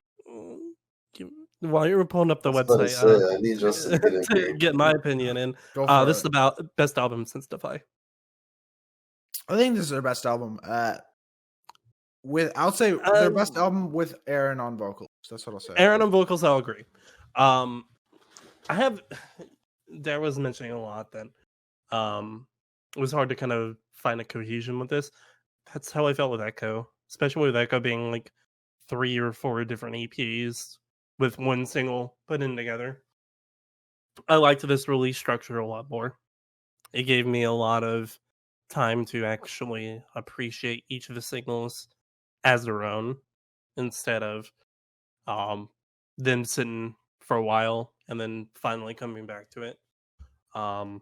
Loved Integration, Enraptured, Tether, but my favorite's got to be Shiver. That's my number 2. Shiver is a phenomenal song. It's about anxiety and sleep deprivation. Starting off with the lyrics just saying, I've declared war on counting sheep and memories that play on repeat, where the infinite and the finite meet. I talk to the ceiling, but it doesn't speak another message in a bottle drifting out to sea, and the silence is a wave brushing us beneath. The lyrics in the chorus are also beautiful too. Like, do you shiver and shake when the sun begins to fade and lie awake, hoping everything's okay, praying for a better day, then I want you to know you're not alone. It's fucking phenomenal song. I am confident in saying that this is probably my favorite on my Cement album. It has a lot. You know what? I think so too. As like a whole, it's a lot more consistent than a lot of the other albums. My problem with Echo was I didn't care enough about like 2 songs out of 3 from each EP and then putting them all on the album. I only liked bits and pieces of the album, so I didn't like a lot of the album all that much, even though that album as a whole was like number 7 of my top 10 last year. Also, it was still on there. Also, like lyrically, how it starts like with Integration to around Eternal Pessimist. It's all internal, like lyrically. I'm talking about. It's all like internal struggles, and then as we progress, like as into the sun, it becomes more external. Like he's trying to help his, in this case, significant other, I think. I liked Zephyros being the closer in that instance that you mentioned, because it feels like lyrically I think it works. Sonically for me, I don't think it does. Yeah, but I mean, this album's more or less just trying to like tell like a piece of story, and I think it works. Sonically, I can agree with, Indigo was one of the ones I didn't add, and neither was Zephyros. Oh, I love Indigo. Indigo's good. That was the lyrics I was going to read from. Now I'm not going to read it. No, I'm just kidding. My bad. It literally sounds like he's like fucking high when he's writing when I read these lyrics. It's like I want to know why the sea reflects the sky, why we live, why we love, and why we die.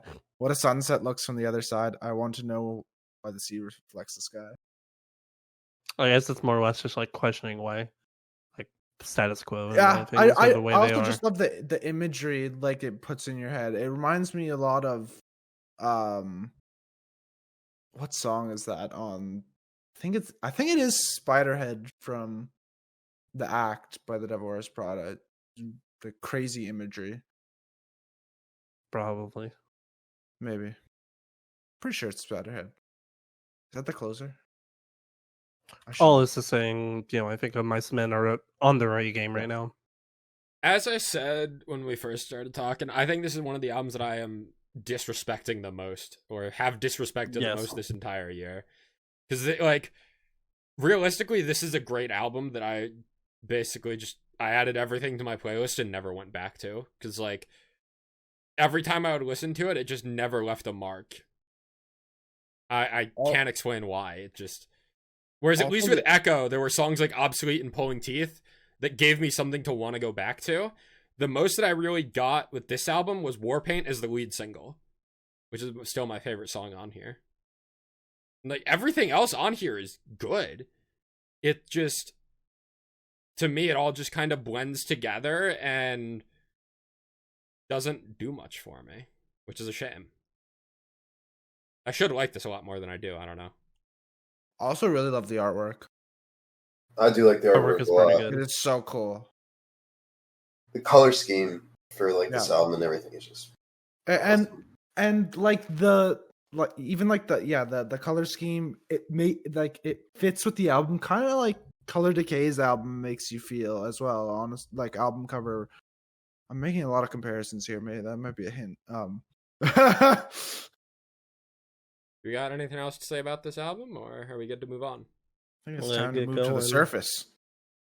Yeah. Beartooth have dropped their brand new album, The Surface. It's killing me, seeing what's killing you. It's killing me, seeing what's killing you.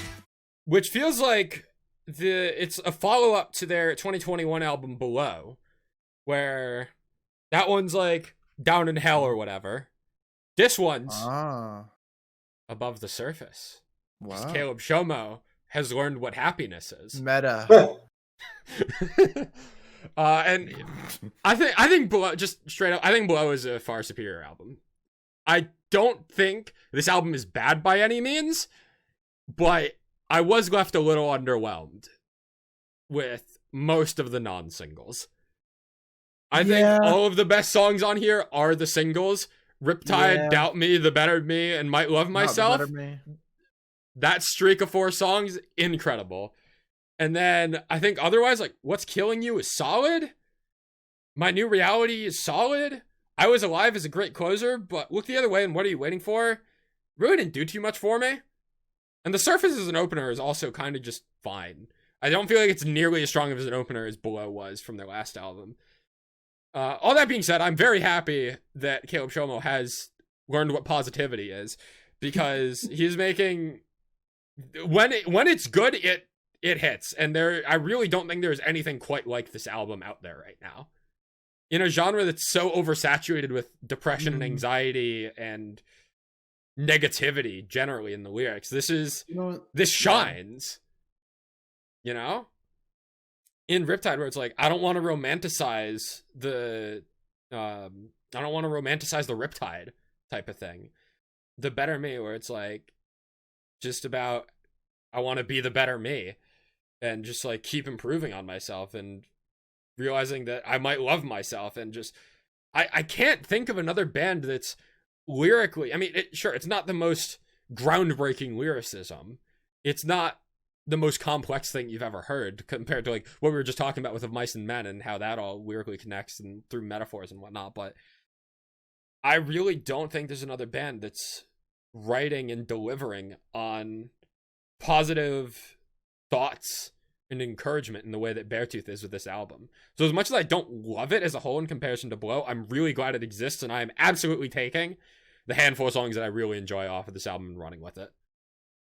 Yeah, I agree. I think the singles are definitely the highlight for me, especially Riptide, Not the Better Me, Might Love Myself, and Sunshine. You know what's fucking crazy? I might have convinced myself that The Better Me is my favorite song on this album. You can I take don't that know one up about with that. Derek. Yeah, that one. That's It's between that and Riptide for me. It should be Riptide. Mine is probably. definitely Riptide. It should be Riptide, but recency bias has me hella vibing with The Better Me. guys. I like the Beartooth album. Common Beartooth W. No. The Not common. No, that's rare for Beartooth. This is That's Don't the joke. give them That's the that. joke. That's the joke. That's the joke. Not on this show. Not on this show. I don't think there's a bad song on here. I'm gonna be honest. I think my favorites are probably Riptide grew on me a lot. Might Love Myself, Sunshine, My New Reality, and I Was Alive are all like I think that's probably my top 5. I Was Alive is a fantastic closer. I will give it that. I think the problem with because I don't think he switched up the formula. This is still like generic Beartooth sound, right? It is. It's But- just lyrically different. Yeah, and in the vibe overall, like even in the like angrier songs, it's still like happier, which makes it a lot easier to stomach because like unbridled to me, like aggression and whatever is like okay if it's like really, really heavy metalcore, but I think that Beartooth never really reaches that, so it's just kind of for me, and I never really like the heavier songs, which is why my favorite Beartooth songs are What the Past Is Dead and Clever. But for this, it works, and I thought this might be the Beartooth album I finally enjoyed based off the singles. Now I'm sold. I like this album a lot. I'm not Will it gonna be a lie. one-off? Probably. Yes, this unless Caleb Yeah, Shomo stays yeah. happy. He's definitely gonna It's- get depressed again. Yeah, if he gets depressed again, it's fucked. But if he stays happy and adjusts the song formula a little bit, shit, man, I don't know. There could be a But top here's the 20 thing. Caleb discussion. Shomo can get depressed again, but at least when I die, I'll know I didn't just live, I was alive. Real. Real. You know what? Shout out Caleb Shomo for being happy. Good for you. Yeah. You put out good music. Fuck yeah. Fuck yeah. No, I will not trample on this album. He is very audibly happy. This is Yeah. funny. Like, Justin and I are the Tether enjoyers. You guys are the Surface enjoyers. it's now don't get me wrong, I like Tether more than this album. Let's not Ah. get it twisted. But Okay. the fact that I actually We enjoy still, it, we still out here winning, Jacob. I enjoy this Beartooth album more than of Mice and Men, but it's close. I think I just got bad taste in my mouth from that. Ooh. Maybe this next I'm album not will surprised. unite us all. Probably not, No. but maybe. No.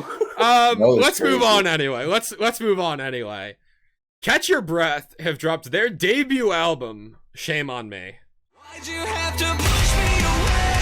Tell me you changed, left me with nothing. All you gave was empty promises. You'd always break.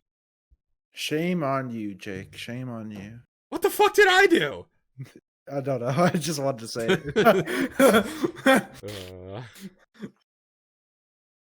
This band is sick as fuck. And this album is sick as fuck. This album's just okay. Ooh. Derek, it's our time. You know, This is the most something and nothing let me album. say something. Okay. 21 Gun Salute did not click with me when it was a single. I fucking heard in this album. I think it's the best song on the album. It is. It's up there. I vouch.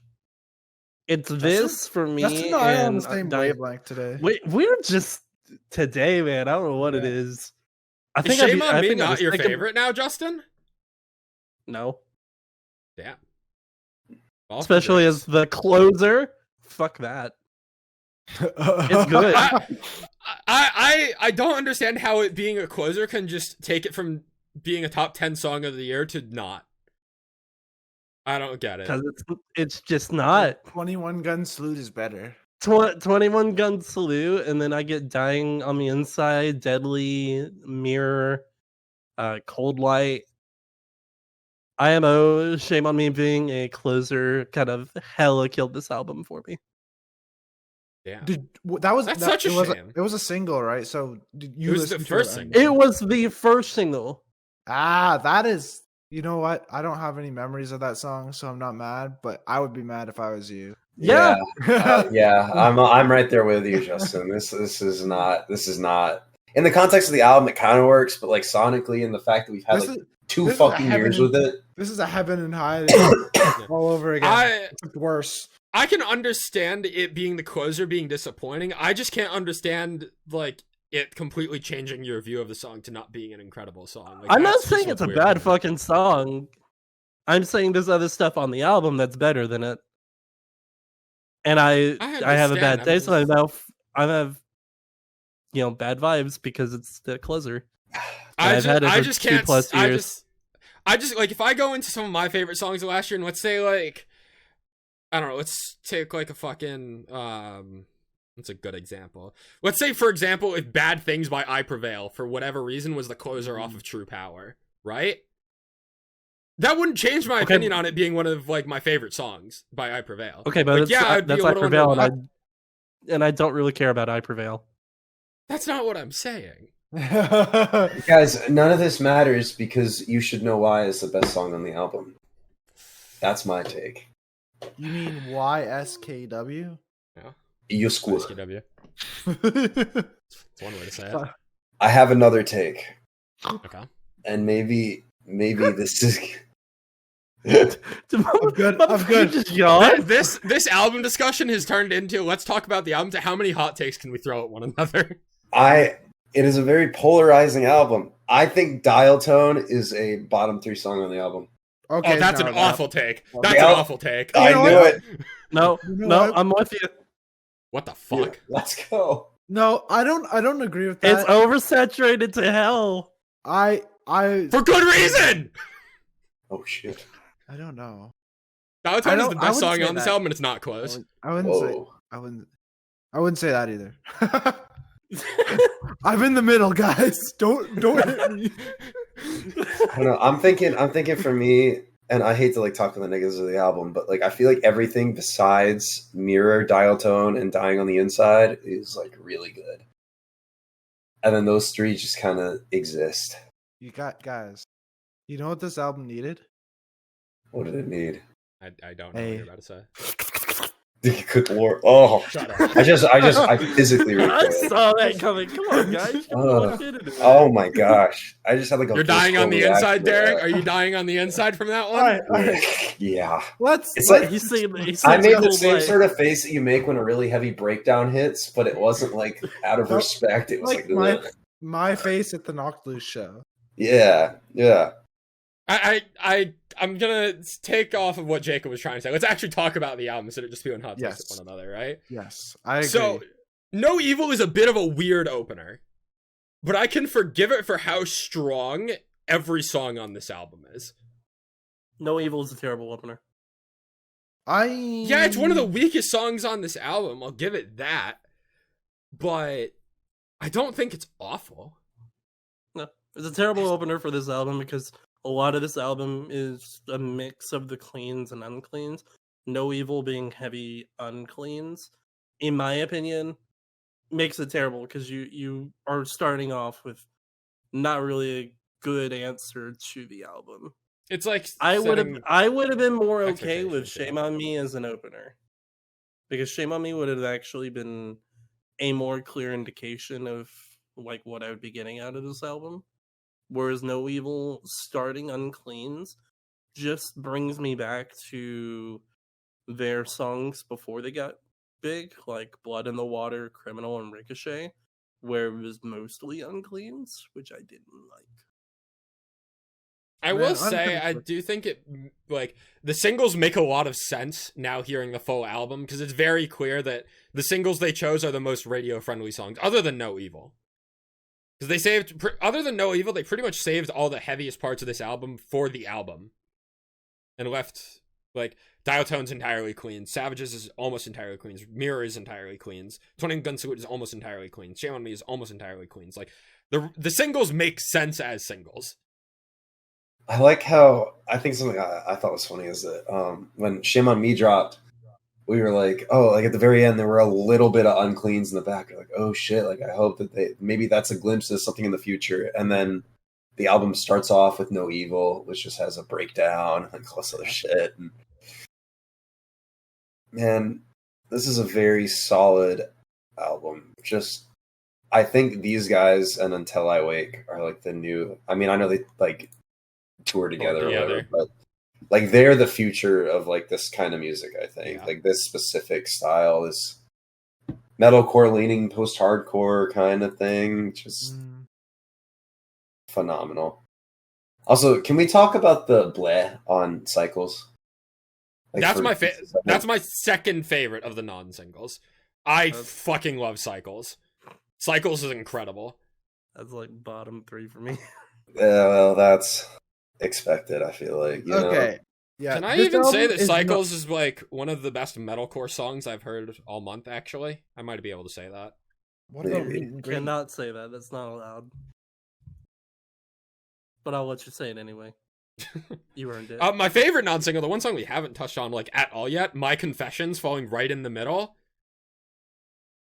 Oh, incredible. So fucking good. The way that song builds is just, it's so fucking good. It's so good. Just, it reminds me a lot of Hopes and Dreams by Caskets, just if it was 3 minutes long instead of 5 minutes long, you know? It's a perfect song to throw in the middle of the album. And just, it's exactly what I was hoping it would be. Like, for me, those types of songs that, like, they have that slow build, if they're just entirely slow, I'm thinking, like, what was the closer from that I Prevail album? That was, like, almost entirely acoustic or whatever. Or the closer, wasn't the closer from Welcome Home by VRSTY? Deep End? Deep End? No, not Deep End. Wasn't the closer from Welcome Home by VRSTY, like, a full acoustic or something? That's a Justin question. High Regard, I think was it called? Yeah, I want to say it was. Yeah, there's a lot of albums that just, they try 11 a.m. That's what it was. Yeah, 11 a.m. Stuff like that, where it's like, that's just so much of nothing to me. It's Doomed for I Prevail. Yeah, Doomed. Okay. Couldn't remember. But My Confessions is just like that perfect style of like a slow build song into an explosion of energy. Other songs we haven't really mentioned, Savages, we didn't talk about it as a single, but that song has grown on me a ton since it dropped as a single. Mirror, I think, is a fantastic song. 21 Gun Salute is incredible as well. Got to hear that song live, and it's as good as it was live. Dialtone, I think, is deservedly one of the best post-hardcore songs of the past, like, years, honestly. It, like, I think it deserves to be, like, the poster child of post-hardcore.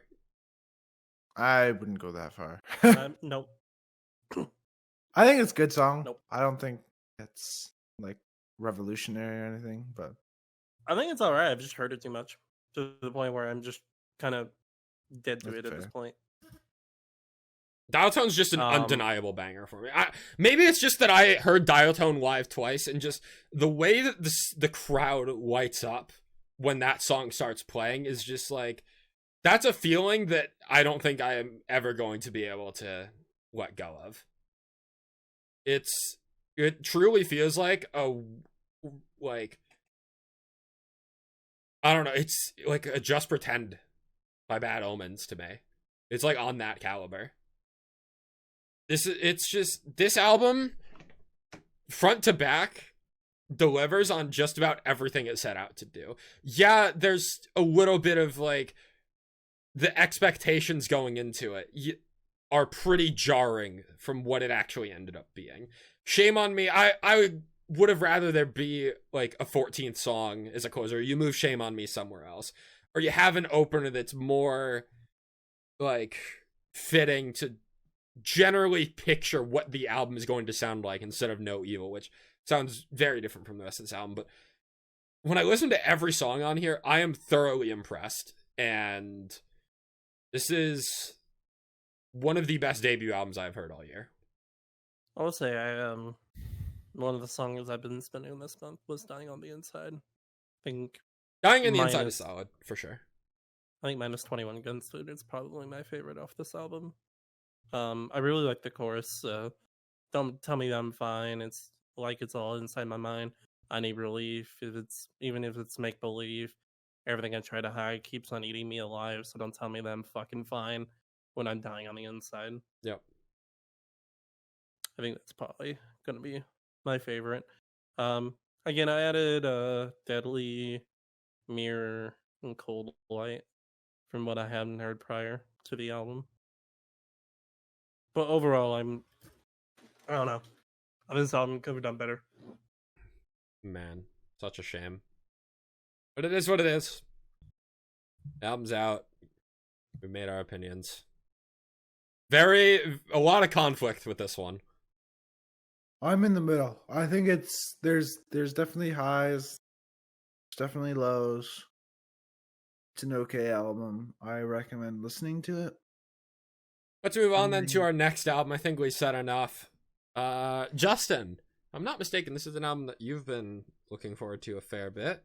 So, take it away. We got A Foreign Affair with their album Still Frame.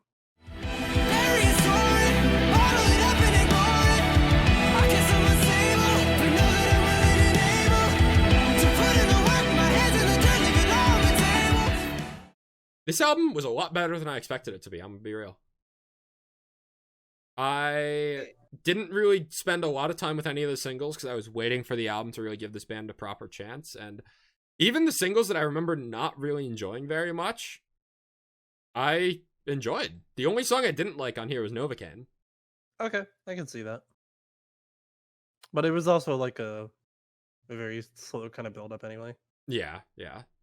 I wouldn't really consider that too much of a song, but I can see that. Rearview is still my favorite, but Day by Day, Control, Buried, Call Me Yours, all of them grew on me. Day by Day is still probably my favorite from them. Non-singles, I really love Deadweight. Deadweight was really good. Mm-hmm. Jaded, I enjoyed that one as well. Finally took the chance to listen to Buried. And you guys were right, it's super vibey. I really wish Buried had like a big build into something instead of it just being vibey the entire time. I would have liked to see, we'll talk about them later, but I would have liked to see like a Stolen Crown sort of thing with this album. Where you get like a very slow kind of vibey song that leads into a harsh run clean. But I think that kind of would have been too out of left field for this band. I think Aaron Gillespie's feature was probably like the perfect feature for this album. I'm not too familiar with Josh Doty to know what other albums he would do. What is he from? Does he have his own project?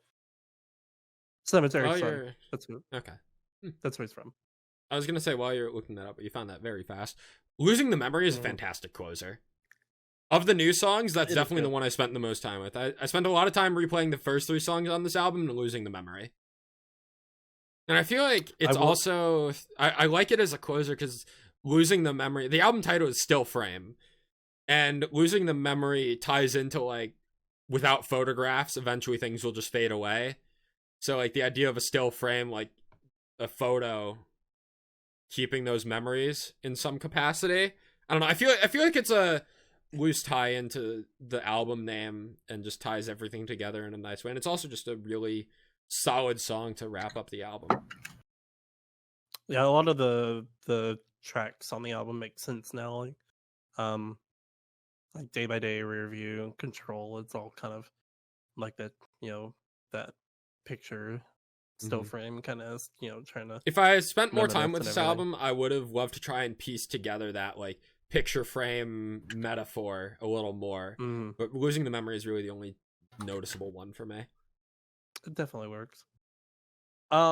This met my expectations for a Foreign Affair album. I had listened to their title EP when it was released, and this is definitely better. I would say a Foreign Affair really stepped up with it, but I won't say it's going to be breaking any ground. I think it's going to be a solid album to go to. It's been one of my albums that I've been turning on during work. That's something like It's a very super easy to listen. I to. will say that. Yeah. Mm-hmm. It's Very easy only listen. 10 tracks. Yep. It's a And also just 30-minute sonically.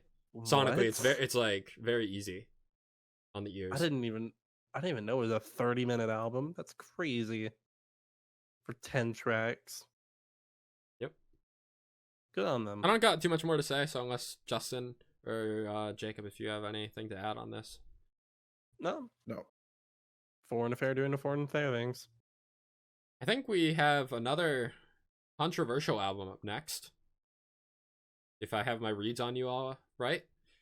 A Virtue Potentially. have dropped their new album, Omen.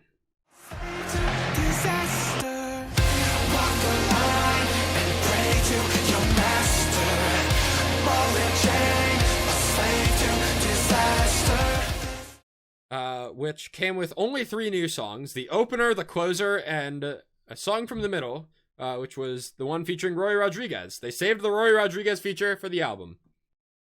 I think they made the right And- call. In the sense that it was a nice surprise. I almost would have rather had Floating as a single, because by the time this album came out, I was kind of over it, to be honest. Like you were over the album as a whole? Yeah, kind of. Like, it's a shame because there's so many incredible songs on here, but like, you think about it, Sinner and Hypocrite were both songs that I was spinning like well over a year ago when it came out for the EP last year. I think like I also think they messed up by not including Echoes on this album, but I also think it makes sense because Echoes performed the weakest in numbers by far. So like I get it, but I think Echoes was the strongest song off of that EP, and it not being on this album is a shame. But like it's just a hard thing. It's a hard pill for me to swallow that there's so many incredible songs like Hypocrite, Cold Blooded, Cut Me Open, Anxiety, Sinner, and I'm just like, it just does it. As an album, it doesn't do much for me. This is a fantastic collection of singles, but like this, when this came out, it was like, all right, 3 new songs on my playlist, but I barely even considered it as like a new album, which probably is a little hypocritical because like I'm the same guy that fucking loved Memphis May Fire and Concrete Castles, and they just dropped everything as singles. But I also think part of it is that the last singles they dropped prior to this album, which were True Colors, Holy, and I think Sober, none of those 3 did anything for me. So they had a ton of momentum going into this year, with the EP from last year being in my top 5 EPs of last year. And then you come out strong this year with Anxiety and Cut Me Open. But the other singles that they followed that up with, each one continually just dropped the ball for me. So by the time the album dropped, I just wasn't even that excited anymore. So with all that being said, like, if you haven't heard this album, I think it's an amazing listen. And I still rank this album on my little spreadsheet very high for like how negative I'm speaking about it. But it just, when I'm going to think of albums of 2023, this is not going to be anywhere near like one of the first albums that comes to mind, even with how many incredible songs are on it. Unfortunately. I didn't have the same like very into the singles type of thing, like high on the EP, like anything like that. I went into this very neutral. And I didn't love it, but I was surprised by the songs that I did enjoy. Omen, I think, is awesome. Sober, Floating, Holy, and Cannibals. I wasn't super high on Sinner. as a single. That was the one that I did remember. And It feels like you just listed all of the songs I don't like. I feel like that is a common reoccurring thing that happens with you and I. Yeah. Man, I don't know. I guess I don't really have much of a frame of reference for the band, like I said, but I enjoy what I heard. I think the only song on here I didn't like was Anxiety. And that one I'm over the whole spelling out anxiety thing is the only thing that takes me out of that. I feel like a ton of bands have done it over the past couple of years. But no, overall I went in with no expectations and was left pretty surprised in a good way. I think this is the first time that I can very confidently say that listening to every single prior to an album has like tempered my like full album listen. Because I'm typically the type of guy that I'll listen to every single before an album, even if it's like 78% of the album, you know? And generally, like, I'm able to put it to the side, but for this one, for whatever reason, I wasn't able to. I wish they put the new stuff as an album, their own separate thing. From the EP. Incorporating the Echoes EP, or the Center EP, whatever the fuck. Incorporating that into the album really killed the momentum for me. To the point where I feel like it really just, I could not get into this album. Even on a fresh listen. It is super weird taking Echoes off, even though the only reason it didn't perform is that I think it was the only one that wasn't a single. Yeah. So. Even though it's the best really song stupid. on the EP. It is. This is just a weird album. There's just a lot of circumstances around it that if you're able to put it to the side, I think there's a lot to enjoy here. But I don't know. I think I've explained my piece. Yeah. Let's talk about a band that I think we're all a lot more excited to talk about and a lot more high on in general. Yep. We got VRSTY with their new album, Levitate. So you begin to run. You'll die before you ever see the sun. Ashamed that you will see what I become. My hot take is that this is better than Welcome Home, and I know that two of you are going to disagree. It's heavier than Welcome Home. It is heavier than Welcome Home. Definitely. Which I don't know if I'm on board. I think this has higher highs but lower lows. Yeah. Yeah, I think I'll agree.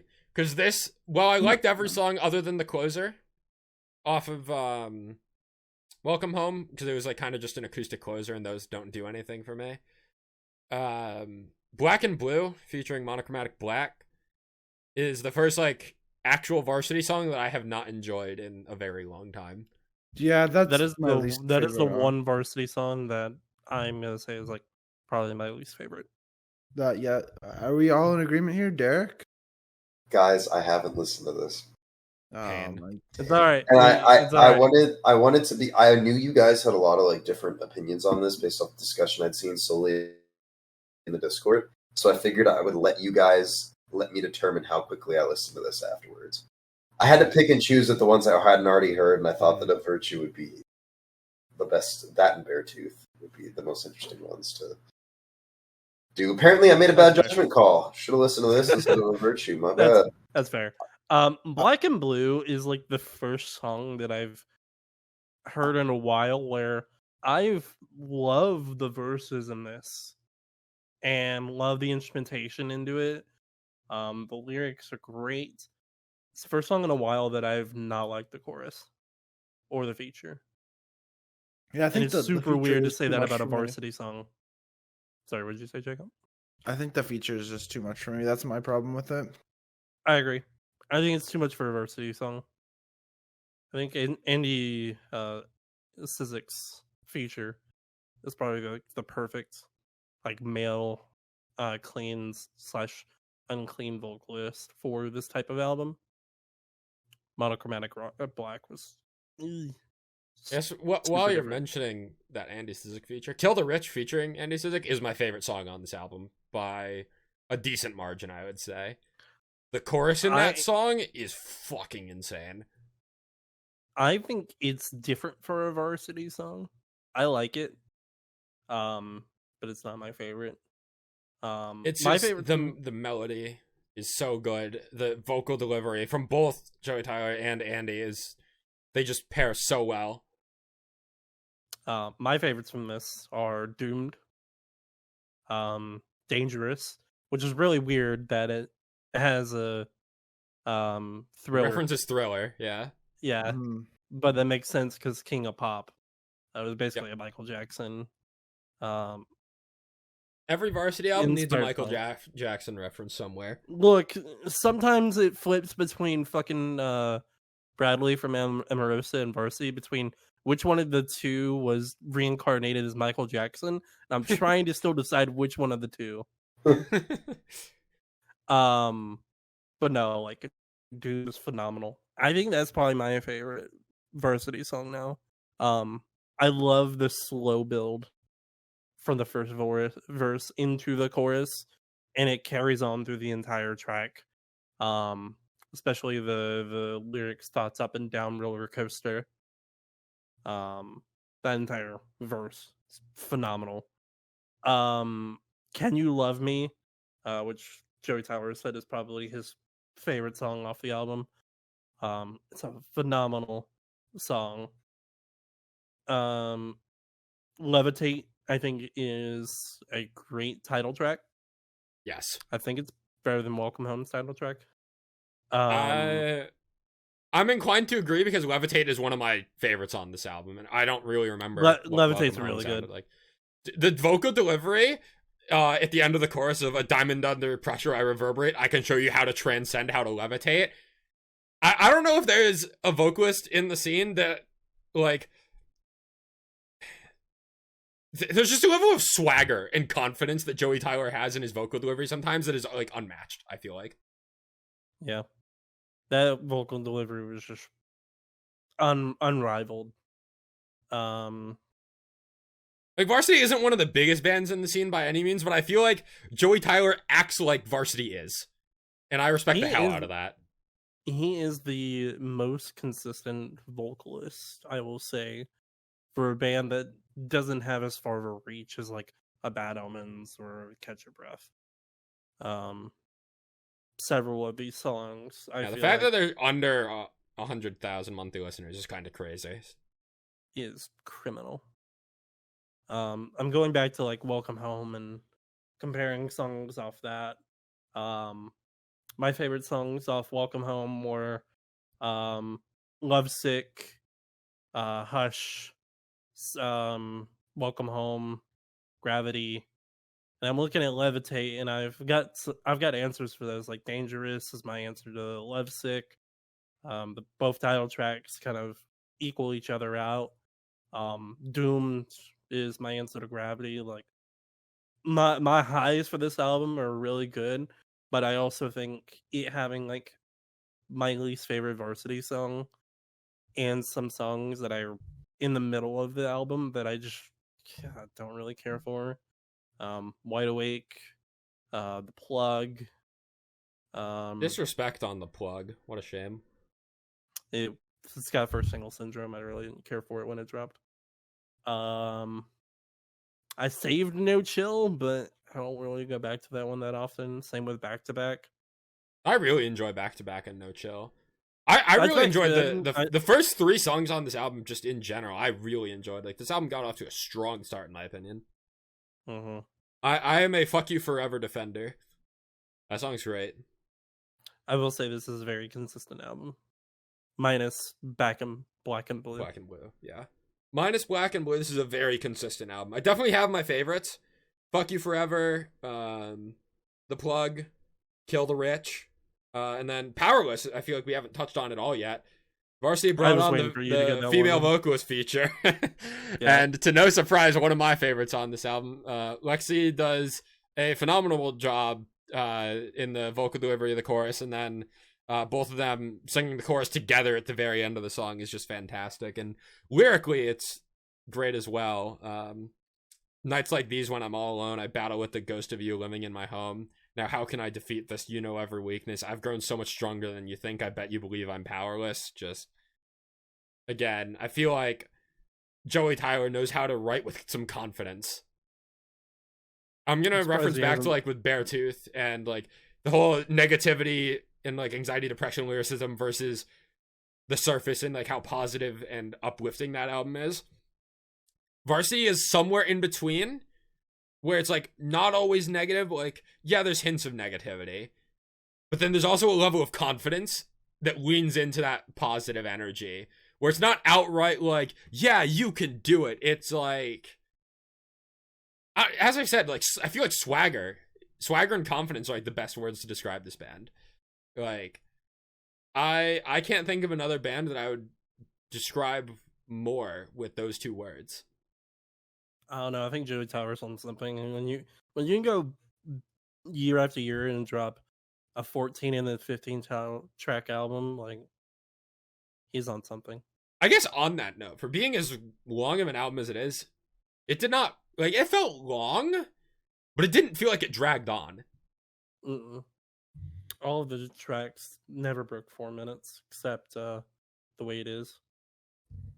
Which barely broke 4 minutes, but Jacob, you've been quiet. You got any thoughts on this? Not really. I think like there's I don't know. I don't like it as much as Welcome Home, and it bothers me. I think I need more time with it. That's fair. Very fair. Next to Of Virtue and the album we're talking about next, this is by far the album I spent the most time with of the week it came out. Respect it. And with that, I'm assuming we're ready to move on to the second to last album then. Yeah, the second one of the SPG drop, Sunsleep, dropped their album Moonlight Euphoria. I wonder if you were even listening to a word I said. I can't get it through. This is a debut album, I should mention, which is crazy to say Sunsleep as a debut. We talked about a lot of debut albums. A Foreign Affair and Catch Your Breath were debut albums as well. Mm-hmm. This is the best of the debut albums. I'll tell you that. Easily. Ooh. Ooh, I'm hearing some disrespect on Catch Your Breath, but I've been hearing some disrespect on Catch Your Breath, so... This Yeah, is you'll better keep than hearing it. anything This is on much that Catch Your better. Breath album. The worst song on here is better than the best Catch Your Breath song. I'll be so for I real. agree. Alright, well, I'll just shut up. You guys can, Guys, this album fucks. I was not expecting... the singles left me middle, but they totally work here. Dude, that's what I'm saying. Like the only single I had saved going into this was Stolen Crown. And I think that's one of the worst songs on the album, funnily enough. Ooh. Ooh, the I don't know. disrespect. I don't know about... That's not saying it's bad, by the way. It's I'm got a just saying vibe everything to it that I else don't is- think fits. I think I agree with you. Yeah. I'm not saying I don't. You know what? I don't think it doesn't. Like I think it still fits, but it's definitely not my favorite. So I'm with you. I agree with that. it's still a great song, though. Yep. This album has a lot of good into it. For some reason, when I go back to it, like I don't.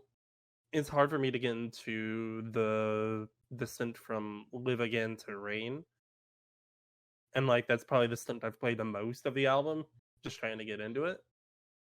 But when I go back to this album, like I love Attention. Attention is great, really good opener.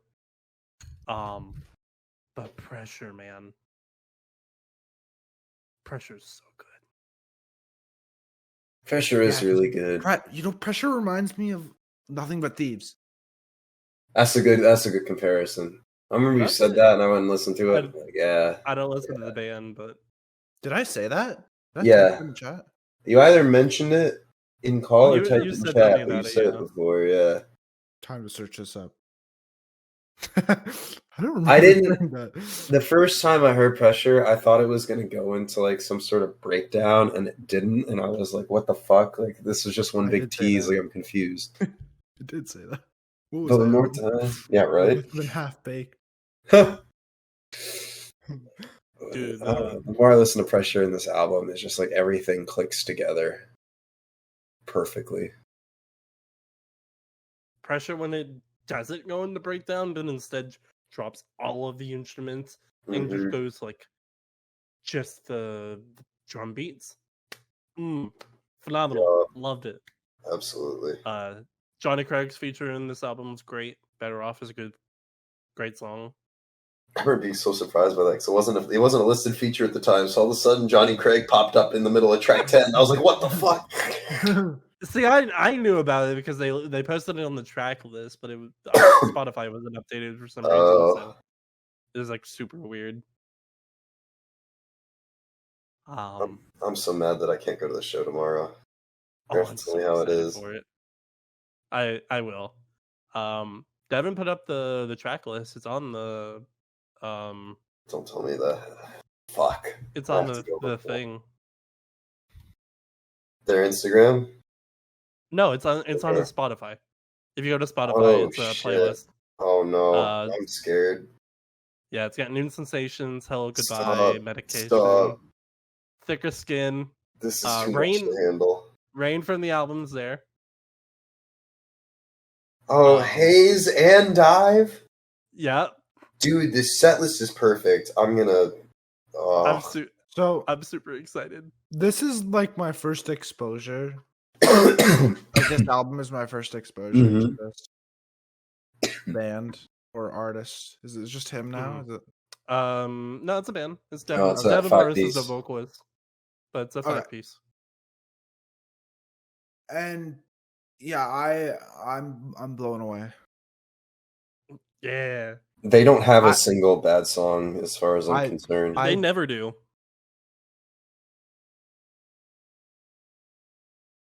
Like, you should go back and listen to their debut EP because Yeah, I hope to see Again with Brand New Eyes is like a top 3 EP of all time, in my opinion. it's really good. Like Devin Morris as well is just a phenomenal vocalist. Yeah. what I was like. This came out the same day as Levitate, right? Mm-hmm. Yes. So on the day of that release, I was like, oh, I gotta listen to VRSTY. And then I'll listen to Sunsleep as well. Might as well. Sunsleep made up for what Levitate was lacking. I'll say that. Ooh. I'm not. That's not to bash on Levitate. Levitate's still okay, but this just absolutely blew me away. I don't know if we talked about it too much when it dropped. But can we give a encore appreciation to the title track, Moonlight Euphoria? Was it a So single? fucking catchy. Yeah. It was a single. Well, I'm glad I didn't listen to it as a single. It's still good. Like I in this context I didn't care because it's super easy to listen to. I also think it's in the way it's ordered, I think it's far enough removed from the other songs where I think it's a good palate cleanser. This album in general, it's great. I wanted to enjoy this album more than I did. Like, it's a good album. It's similar to A Virtue, but for different reasons. It didn't really leave too much of a mark for me. Attention's good. Hello Goodbye really surprised me. Between that and Stolen Crown for my favorite songs off of this album. The stretch in the middle of Medication, Live Again, When They Shut Me Down, and Rain really just whelmed me. Killed a lot Oh, of Medication is so good. It just killed a lot of momentum for me. Particularly When They Shut Me Down. Bad. I do really like Bad Solitary Jake. Mist. Solitary Mist is probably my third favorite on here. So like I do like some of the softer stuff on here, but it's just, I don't know. It's not fully clicking with me. A part of me is wondering, like, am I at a point where I'm listening to too much music? to where like I'm so overwhelmed with how much stuff I'm trying to listen to that like by the time I get to stuff like this that I just don't want to hear it even if it's good. Bro, I have the opposite problem. I don't listen to enough. Like that's genuinely like, the most reasonable explanation I can come up with for why I didn't click with this album as much as I did. I mean, admittedly, some of the slower songs just aren't songs that I enjoy, but like even the songs that I do enjoy, I've only listened to a handful of times, and I feel like I should be having some of them on repeat. Like I should be listening to Stolen Crown on repeat because that song is incredible. I should be listening to Hello Goodbye more than like a couple of times over the course of the week that like I've been able to listen to it, and I just haven't. What you should be listening to is Golden Eyes, because I think that's the best song on the album. Everything here is like a 9 at minimum. I think Pressure or Medication for me. Both phenomenal songs. There's never a point where this, contrary to Jake, I guess, there's never a point where this album loses me. I think it ebbs and flows perfectly. I have zero complaints about this album. I've wanted this for 4.5 years now. Finally got it. Payoff is unreal. I'm so happy that I didn't like the single Sum 2 because it let me enjoy them fully in the context of the album, and holy balls. Everything about this is just, I mean, lyrically it's not like the strongest album I've ever heard, but like thematically and the way the lyrics play into that theme, and the production, shout out Devin Barris for self-producing this, everything. What is lyrically about? Because I haven't been able to find lyrics anywhere.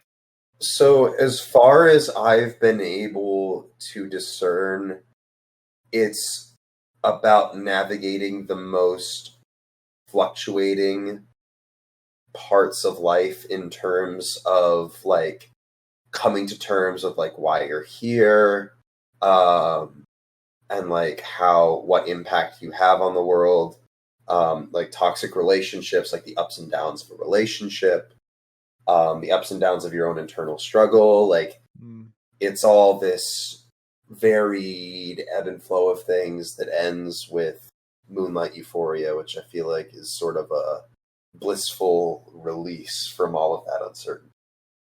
As far as I can tell, I don't know if that's meant to be it or not, but that's what I've gotten out of it. I did find the lyric, and you got to take a look at them. I always thought like the songs each had their own emotion. Like Attention was the I would say Envy, Golden Eyes, Lust, Hello Goodbye, I think it's Separation. Some more clear ones were like Stolen Crown was Greed, Moonlight Euphoria was Ecstasy. But that was my loose interpretation. Yeah, all in all, phenomenal album. Yeah, this is easily one of the better albums I've heard all year.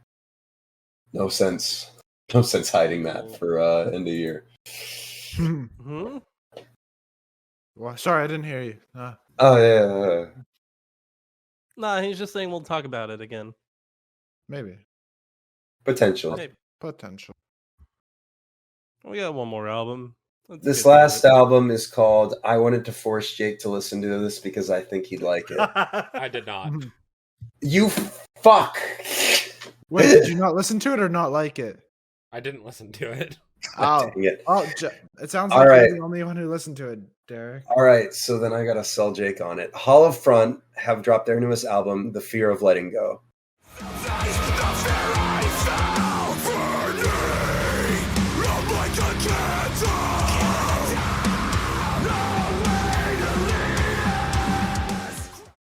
Which is their first album since the departure of their vocalist, Dakota, who features on 2 of the songs on this album, which was kind of weird.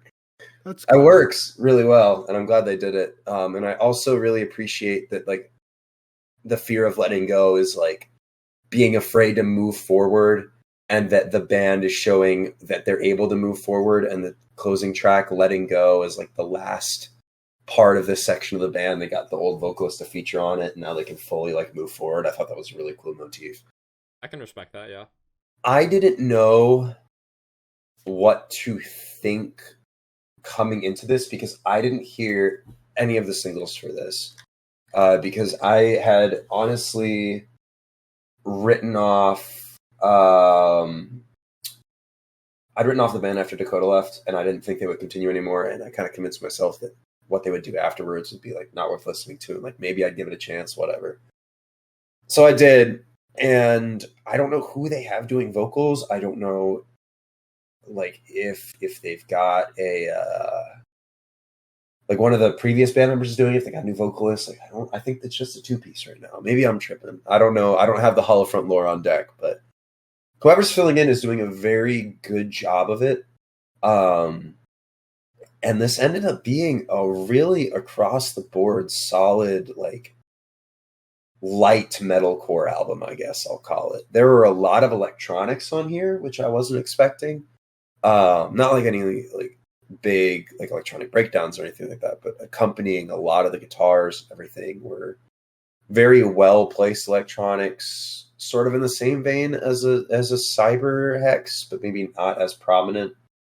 The band now in and of themselves kind of sound like a toned down Motionless in White singing about like different subject material. I guess I'm trying to think of some more comparisons. It almost gives me in some ways a Star Set vibe in terms of the electronics and some of the moments with the clean vocals, not necessarily in like the style of music, but see, I just now clicked on the JTKV song because I was like, oh, JTKV. yeah, and I'm not getting any of these vibes that you're really saying. okay. Nope. I think more so it's on. I think the first 3 are where I get that the strongest. Maybe you know what a better comparison to be than any of this is Kingdom of Giants. That's the comparison I should draw. You lost me. See ya. Not interested. Yeah, I enjoyed a handful of songs off of Passenger, so I could be convinced. Here, I guess this is a safe album, but I think that this is safe enough that it's generic, but it's not like I don't really know where to put it. It's like generic premium. Like you get a lot of the same formulas that you would expect, and like the clean unclean alterations with a couple clean focused songs here, a couple heavier songs there, like whatever. But they do it in a way that still feels distinctive and like they can have their own identity even without Dakota, which I was wondering if they would be able to do. Overall, I didn't think that I would continue to be into Holofront. Whoa, that was a horrible sick voice crack. Holy balls! I hope that one didn't come through. I didn't think I'd get the fuck. I didn't think I'd be able to continue to enjoy them after Dakota left, but I'm very pleasantly surprised, and I will continue to support this band because I really enjoyed a majority of this, and I am excited to see where things go from here. Jake, I really do think that if you sat down with this album, you would enjoy it. This to me screams Jake album. I will try to give it a listen before December. I think if nothing else, if you had to pick between this or Dying Wish. Oh fuck. The part of me that liked the Dying Wish album more wants you to listen to that, but I think that if there was one that you would enjoy the most, it would be this. Okay. I think you take the that's some good intel. You take the 3 definite or maybe definite songs to the Dying Wish album, listen to those individually, and then listen to this album as a whole. Okay. All right. I think that I'll be okay with that. Both would be ideal, but if I had to pick one, you're going to like this one more. I think Jake has to listen to Dying Wish at this point. We'll see how it goes. I'll report back in our November recap with if I actually got to them or not. But I think with all that being said, we are done with our October recap. Yes, sir. We had a lot of good talks about these albums tonight, and this was a lot of fun. Mm-hmm. I feel like we had a lot of singles. Yeah, we also had a lot of strong opinions on a lot of these albums. So I had fun, even amongst the conflict. amongst getting immediately shut down on Sunsleep. Yeah. With all that being said, be sure to follow us on social media at Hivemind Radio _ Hivemind Radio Recap on Spotify, Hivemind Radio on YouTube. Go check out our latest After Hours episode with Sean Fitz that just came out prior to this episode. Stream Halo. And maybe one more After Hours before the end of the year, but if not, all we got left for this year is our November recap and end of year awards. And then the December recap of 2024, but we get to that in the new year. The end of the year is coming up close, and there is not much time left to shake up our awards lists. I'm not ready. Time will tell how much of an impact November will make, but we will be talking about that in the next episode. Thank you for listening. We hope you enjoyed, and we'll see you in the next one. Have a good one. Bye. Take care. See ya.